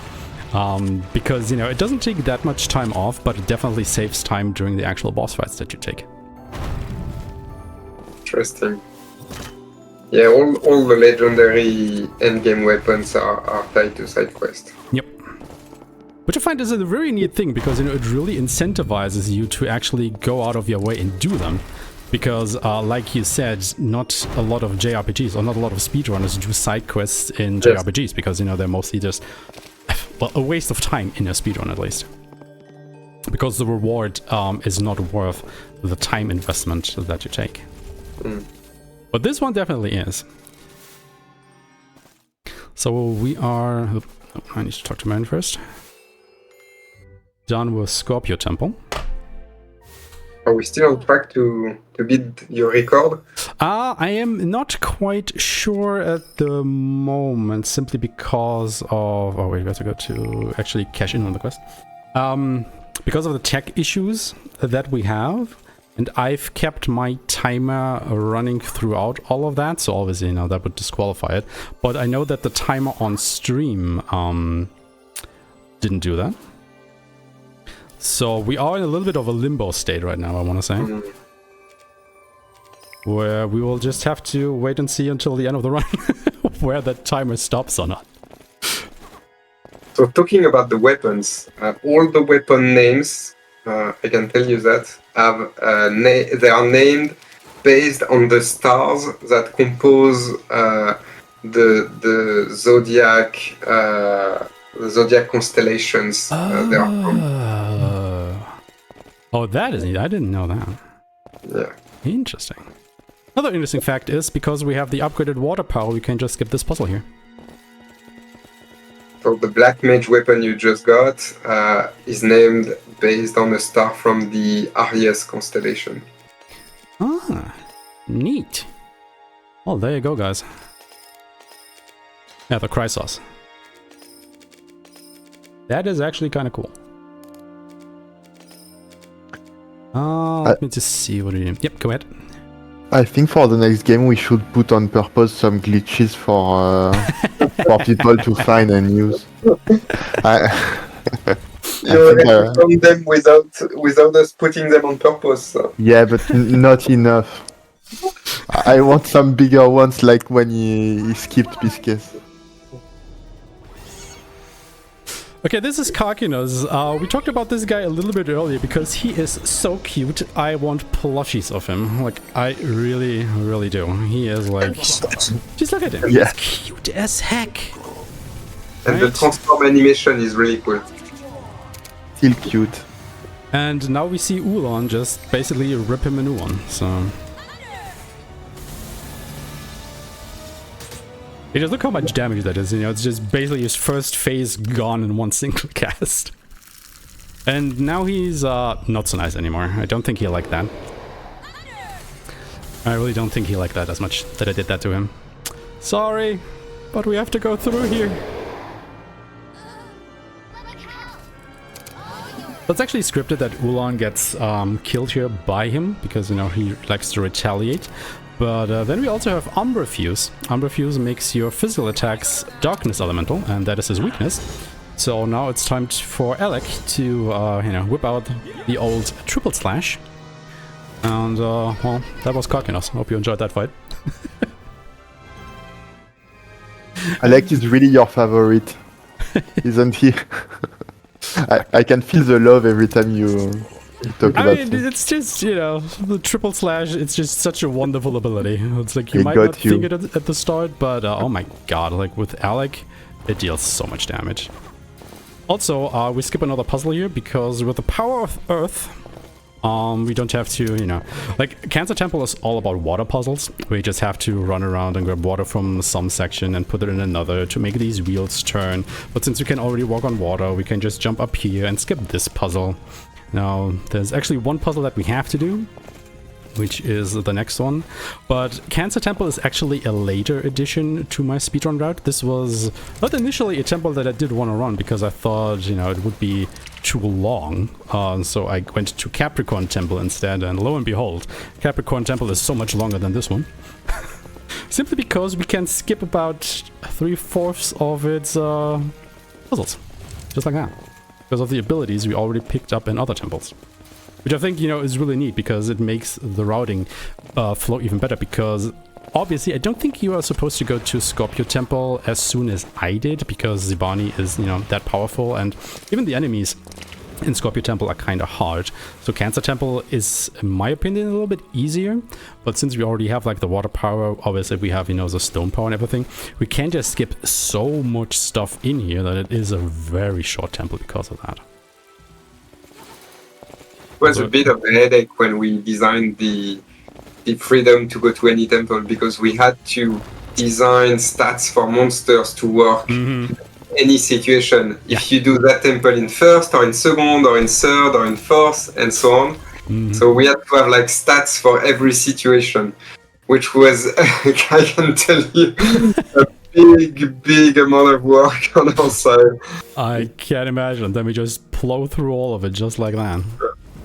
Because yeah, that was Cancer Temple. Like we totally skipped that last part where you have to, you know, make that water wheel turn in order to get to the end, because we just use the stone ability in midair and just jump over that. Easy as pie. This is Shamash. One of you guys said that, you know, they like really working on this one, if I remember correctly. And here he is. The purple smoke. But will he have time to do it though? Not sure. Well, we'll see how this goes. Because he is weak to earth. So, you know, we gotta tickle him a little bit with our earth spells. Or rather, Ulan is just gonna absolutely decimate him with it, rather.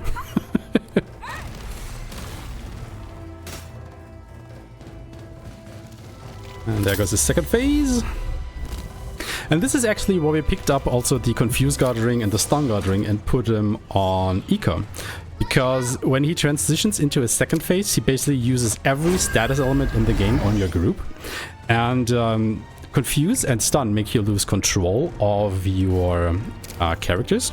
However, since Eco is protected against these and he goes first, he can just throw an Omni Panacea on everybody and get rid of that. So we actually, you know, do not get affected by any of that. Again, this is where the agility levels of your characters come into play. This is where, you know, the immunities and whatnot come into play. So it's like really neat to have all of that. We are gonna go back to the Ascension tree. We're gonna grab a couple more upgrades because we have accumulated enough SP to do so again. I can just go ahead and find the nodes here. Gonna get a couple more fuses. And Alec is gonna get more strength, like the muscle head that he is. Alright. Also, like, one thing that I really like about how this speedrun in particular comes together is just how much you use all the characters in the different scenarios. Like, you know, you've seen me switch around my party quite a bit, which, you know, gives everybody, except Alasia, a bit of, you know, their time in the spotlight, so to speak, which is, like, really neat, you know. There's, like, really not any useless character, again, aside from Alasia, in the speedrun that you're not taking use of, which is like really cool, because you definitely see a lot of speedruns, especially in RPGs, where just half of the cast or even more just get completely sidelined by that one overpowered character that everybody just keeps on using. That's very interesting what you say, because we actually have someone in this very call that is claiming that he completed the game without switching any characters. I didn't only claim, I did it. I mean, you can totally do that. I still have to witness it. Yeah, but since we nerfed a bunch of stuff, like multiple hits, stuff like that. I mean, I can see it. Like, you had definitely, you know, you gave the players enough tools that they are able to do exactly that. Yeah, but all the jobs and whatnot. But also we placed skills in different characters and skill trees, so you have at some point to, or you're inclined, or you're invited, let's say, to change character at some points, unless you want to spend way more time in battle than you actually have to do, right? Okay, this is actually the only normal fight that we have to take in this temple, because it's like right in the way and there is no way for me to, you know, jump over that one. And this is actually a bit of a gnarly one because there are so many enemies in it, so let's see how this one goes. Not looking too great. Like, this is actually, not gonna lie, one of the most dangerous encounters in the whole run, and it is a normal fight. You know how to deal with all of the bosses, but normal fights just can completely screw you over if you're not careful. Okay, they killed Dagmar. That's gonna be fine. Okay, should be able to handle this now. Oh yeah, this guy's dead. Because again, this is like such a small passage that you have to try and wriggle through. There's just no way for you to jump over it, so you have to go ahead and take that one fight there. And depending on which enemies you're facing, because the normal enemies are really strong at this point in the game. So you really don't want to take any normal encounters anymore if you don't have to. So basically, whenever you see me go into a normal fight from now on, it is a mistake. Because I do not want to fight normal enemies anymore, only bosses. Until the end? Until the end. But how did you actually come up with like all the designs for the different temples? I mean, we've gone through quite a few of them now, and you know, each one is different. Each one has different puzzles and different elements to it. I mean, obviously they are based on the Zodiacs, as we explained earlier. But like, how did you came up with the designs of the temples themselves? So we wanted to have some puzzle elements because we are only a side-scrolling game, and we wanted to offer the player a situation where he doesn't just have to run through the dungeon from screen to screen, right? So we want to integrate puzzles from the start. And like everything in the game is based off elements, we thought, okay, you're going to visit those elements, so we're going to have some way to use elements to solve puzzles, and that's where the rings came to our mind, right? So we designed the puzzle around the elements, and so fire burns things, wind push things, and water can and you can actually grab water to place it in another place, right? So that was the base. And then for Earth, we thought what could be cool for Earth, and we came up with the status thing, which is pretty cool, I think. Yeah. And then we thought, okay, that's pretty cool, but for the whole game it was a bit redundant. So we came back and thought, okay, now we're gonna offer the player a way to improve those puzzle skills and to have basically a version 2 of each skills. And so for fire, you have the ability to withstand heat that actually come from Zelda Ocarina of Time. When you acquire the red suit, right, you can go through the volcano dungeons and stuff. So that's the same thing. For water, the ability to walk on water to open new paths. And for the statue, like we said, for Earth, you can switch statue. It's actually an ability you have in Valkyrie Profile 2, Silmeria. Oh yeah. Yeah, that's right. That's where we got the idea from. And for wind is the ability to glide, and so to reach areas you couldn't reach before just by jumping or double jumping with the statue. Which we'll actually see in just a moment here. Yeah. Like I said, whenever I do a normal fight from here now, it's like a mistake or something. That fight that I just took, I just couldn't jump over it, so I just say, you know what, let's just take that real quickly and get through it, because I failed jumping over it twice, so I was like, but whatever. Also, there is like a nice little trick you saw me attempt earlier. Like if you come from one side here and hit one of these switches from this middle platform, if you do like 3 frame perfect jumps off that stone platform, you can actually reach the other side with the other switch, so you don't actually have to go through both sides of the temple.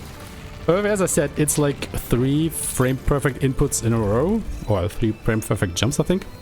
So it's really hard and really precise to do. I'm managing to do it sometimes, but those attempts are few and far between. I don't think I've ever been able to do it doing an actual good timed run. So, and I could try and do it a couple times, but in the end, I'll probably just lose more time than it would gain. Not that it would gain. If you do it first try, you can save like 2 or 3 minutes or so, but it is so precise to get it. Like ungodly so.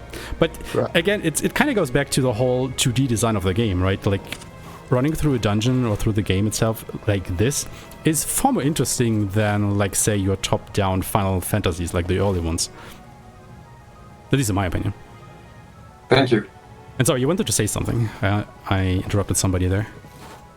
No, I just wanted to say I got human for the next game. We will do easier glitches.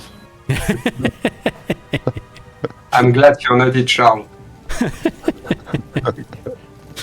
So whenever I find a glitch in the next game, it's like, oh yeah, those nice guys that are just for me.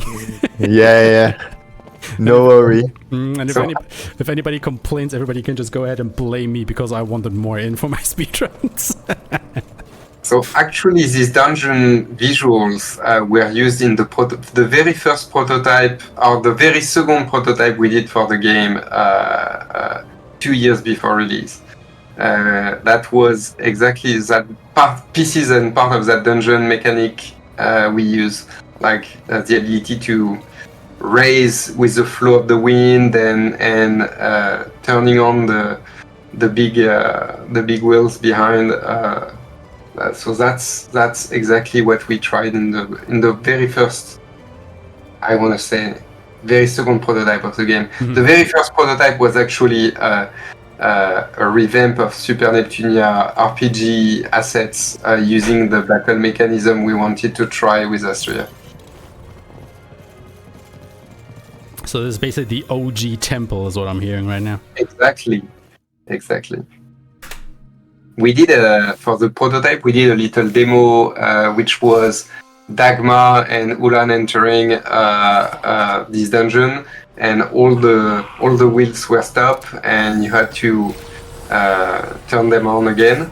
And so to do that, you had to kill the bosses, and you had like a couple cutscenes, a couple regular fights. Like I said, the puzzle, you had to activate the wind to make you able to race to the top of the dungeon, and when you reach the top of the dungeon, you had a short shoot them up session riding Fedora, and then you came up to the bosses and killed it. And that was the demo we did to pitch the game to publishers. So what made you not do that design of the dungeon in the end then? Because it was very short, and when we did it, the story was not written yet, so it was kind of like just trying to put down the vision we had for the game and say and say to people, okay, that's what the game will look like, and that's how the game will play in 2 years, basically. Fair enough. Okay, I think this is actually the last shop that we do in the game. I miscounted. Wait, where is it? There. We need to buy 2 Nashiras, an Al Nassau, and an Al Bali. And that's basically it. Only buying weapons this time. We are at that point in the game. Then Iko gets some more magic defense because we want our little guy to be as tanky as possible against magical attacks, or elemental attacks rather, because of his auto revive skill and his rescuer skill. And just make sure that if things go south, we have something that we can use to come back from that. So this is actually a fight that you can very easily die in, because that guy just put area weakness on your whole team, and there's one of the other twos that can use a party-wide area attack. Thankfully they did not use that, and that would just wipe you at this point in the game. Because, you know, we did a lot of grinding, yes, yeah, as you can see right here. But, you know, we don't have really that much defense. It's like all offense for us. So if we're actually getting hit, we are getting hit hard. So let's see, what can I do here? What is that guy weak against? It's against wind. I'm gonna try and get a couple more FP for Alec to use here to make absolutely sure that we kill these guys and they don't get another turn. Alright, that works. They were actually coming pretty fast until the end of the run here. Because the last couple chapters are actually kinda short-ish compared to the rest. We're gonna come to the heartbreaking chapter now. Yes. Well, get your Fs out in chat. Let's see if you can spot which character needs them. And this is Brazier. We talked about this guy a little bit earlier. He's actually one of the big bats of the game. And this is the first time, spoilers, that we actually get to fight him ourselves.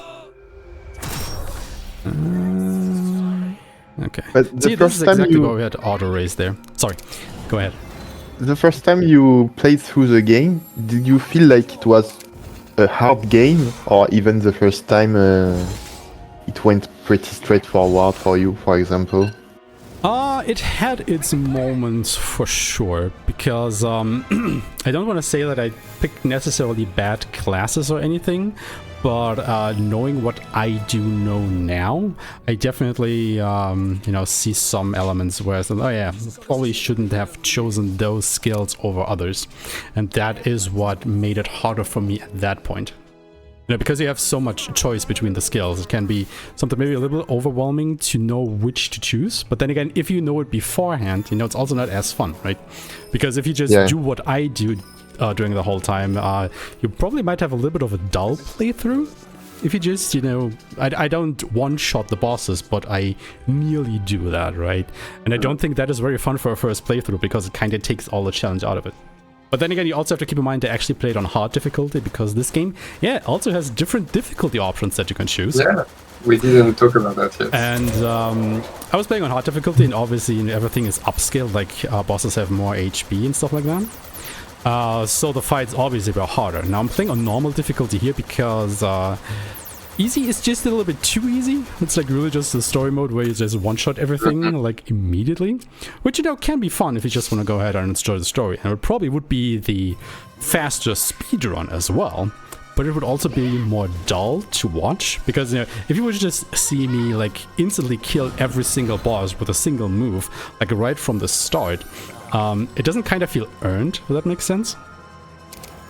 So I very much prefer to play it on normal, to have that little bit of a resistance going on there that you have to push against to make it actually interesting. So, Serene, the enemy you're fighting, animation are inspired from Bayonetta. you can tell that if you look at her move. Although we don't see her move quite a lot there, because she You're does gonna in the kill her first time. before she summons anything. Yeah, because it was a cool fight. She summons different summons during the fight. That is actually exactly the reason why I want that fight to end so quickly, because if she's able to summon the ad that she normally does, I think you can't even target her anymore. You have to go through that ad to be able to damage her, and that obviously stretches the fight out quite a bit. So as soon I knew what that fight was about, I was like, in the speedrun, I have to one turn her, because otherwise that fight will not go over easy. And then we have this guy who has the mortal fault of being weak to physical attacks. So, yeah, I don't know. Sorry, buddy. But we do have Alec with us. I like that boss. I think he's cool looking. Also, this is very interesting here right now, because on his first turn he will use Omni-Mute, and that is actually why I bring some Omni Panaceas, so I can cure that. However, he only hit Arpeggio with that this time around, so I could just use a normal remedy and be done with it. It's never happened before. So this is finally a true speedrun during a marathon, because we set the thing, everybody.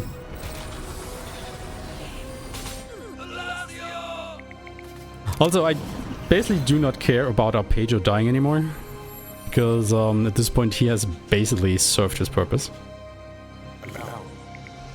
for this speedrun. And now this thing is weak against darkness, so we're gonna Umbra Fuse Alec, and yeah, he will make short work of this guy. Alright.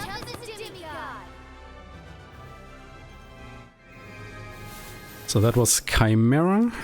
Gonna hurry up our regeneration here, because we immediately have another boss fight coming up, which is actually after the point of no return. I do love the fact that you give players here ample warning. Hey, this is the point of no return. There is no way you're gonna miss this one. Like, there definitely were a lot of old school RPGs where there was like a point that you didn't know you couldn't come back from. You just progress past it, and yeah, things might have happened or might have not happened there. But this is very good that, give the players that heads up. It's like, okay, if you proceed past here, well, You know what's gonna happen. Alright. So Brazen. How many times did you play the game to achieve that speedrun? To achieve that speedrun? I think this might be around the 20th time or something. The 20th speedrun that I do of it. Okay. So you played it once or twice normally, and then 20 times trying to improve your timing on speedrun. Basically, yeah. I mean, it's a respectable number, I want to say, but you know, if you compare it with other people playing or doing other speedruns, like especially one of the quote-unquote older speedrunners, you know, that have speedrun games for way longer than I have, I think 20 runs is baby numbers. Yeah. Yeah, but it's like they not, have hundreds or even thousands of attempts. Yeah. So, see, that is also why I still think that not everything in this speedrun has been explored yet. But I definitely need a pair of fresh eyes to help me look for it, because, you know, I'm kind of set in my ways nowadays, where I don't think I will find a lot of new stuff or no exciting stuff anymore. So, yeah, you know, if anybody watching the speedrun wants to pick this game up, go ahead. I am so far basically the only person speedrunning this game, you know, apart from this one Japanese runner that did like one run and then hasn't revisited it. Wants to give it a shot. And it's even on sale right now, at least in the PlayStation Store. I mean, I don't know about the others, but might be. So yeah, please go ahead, give Astria Ascending a try. It's an absolutely phenomenal game. I'm having a lot of fun with it. I mean, to be fair, I'm a little bit biased because, you know, I'm speedrunning it, so of course I like it. But even then, it's just a fantastic JRPG. Very much appreciated. Thank you. But let me just quickly concentrate a bit. But because this dungeon is actually a bit hard to navigate, like it's the last dungeon in the game, and it's obviously also the largest. And there are a lot of passageways that you have to go through here. So it took me quite a while to, you know, find a path that works for me, because we also have to pick up 4 armor pieces while we go through this dungeon. Because spoilers, we need them for the final boss. Otherwise, that fight, I don't want to say it's completely unwinnable, but it will definitely be way harder if you don't have them. So this is actually the last one, so we are doing pretty good. And that should be just about all. Okay, yeah. We are coming to the last 2 boss fights of the run, so let me get my last party together. This will be it, right? Yes, okay, this will be our party. Equipment, because we have to put on the Awisi stuff. Now, the fun with the Awisi armors that we picked up is they nullify physical attacks. However, they make you very susceptible or weak against magical attacks. So, you know, there's a little bit of a trade-off that is going on there, but it will be to our benefit. As you will see in just a moment here. Let me just make sure that I'm grabbing the right stuff here. Okay, that should actually be everything. Alright, yeah. The 2 final bosses are coming up, so we are getting very close to time on this run. And you will see very clearly very soon why I picked up these armors that make us nullify physical attacks, because the first final boss, he goes first, and he uses actually 2 attacks, which will be triple Omni Slash, or Omni Triple Slash, the other way around. And if you don't have these armors at this point, you are basically toast. At least seeing how quote-unquote tanky we are at this point. So you really want to have these equipped to survive this onslaught that he uses on you, like right at the start of the fight. Other than that, he's weak to light element, because obviously he's the big bad. So we put light element on Alec, and then we use triple slash, and that guy is Dunzo's. But obviously, you know, this is not the true final boss fight, right? What? We have to have something a little bit more, you know, what's the word? Awesome. Yeah, basically. So this is the actual final boss fight of the game. He has 4 phases. He once again does the mortal error of being weak to physical attacks in his first phase, so I guess you all know already what that means for him. Now, since we're weak to magic attacks, he will always kill somebody of your party here. Just use Kaden to revive them. If Kaden dies, just use Zimar, works just as well. We're gonna put Withering on him, which decreases all of his stats just a little bit. Then we're gonna use Triple Slash on him. Also, I really like the music in this fight. It is awesome. That pushes him not into his second phase. What? The good old triple slash failed you. Hey. Yeah, that has never happened before. What's going on? Oh, he didn't get a crit, did he? I think he didn't get a single crit on that. Because the thing is, Alec has passive ability right now. Yeah. That makes it called dangerous. Well, I think it's sharp actually. Anyway, makes it so that if he spends at least 1 FP on his skills, he has an increased critical hit chance. So as long as I get at least 1 crit... Wait, he nullifies it. Huh?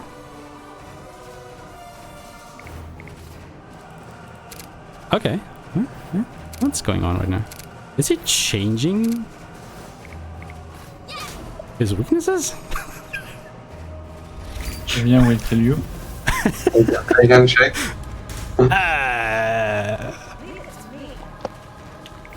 Okay. Give me a second here. This is very interesting. Oh, this has never happened before. It's always when you expected less, it happens. Right. Oh, right. Right. I am a complete idiot. What am I even doing? No. What happened was I put area fuse on Alec, which happens later in the fight, but we're still in the first phase. So obviously he nullifies light, but I wanted to hit him physically. Oh my god. You're so used to one-shot him first phase. I'm used to doing that, yeah. It just completely threw me off because I went ahead. Backfired. I went ahead in my notes, but he was still in the first phase, and that completely threw me off here. Okay. Okay, we are back on track. Jesus Christ. So yeah, second phase. He is now weak to ice, earth, water, and he absorbs fire, wind, and lightning. So obviously we are gonna go ahead and make use of that. With Ulan and Kaden. That is why we brought Kaden, because she has the big old... Oh my god, he survived that.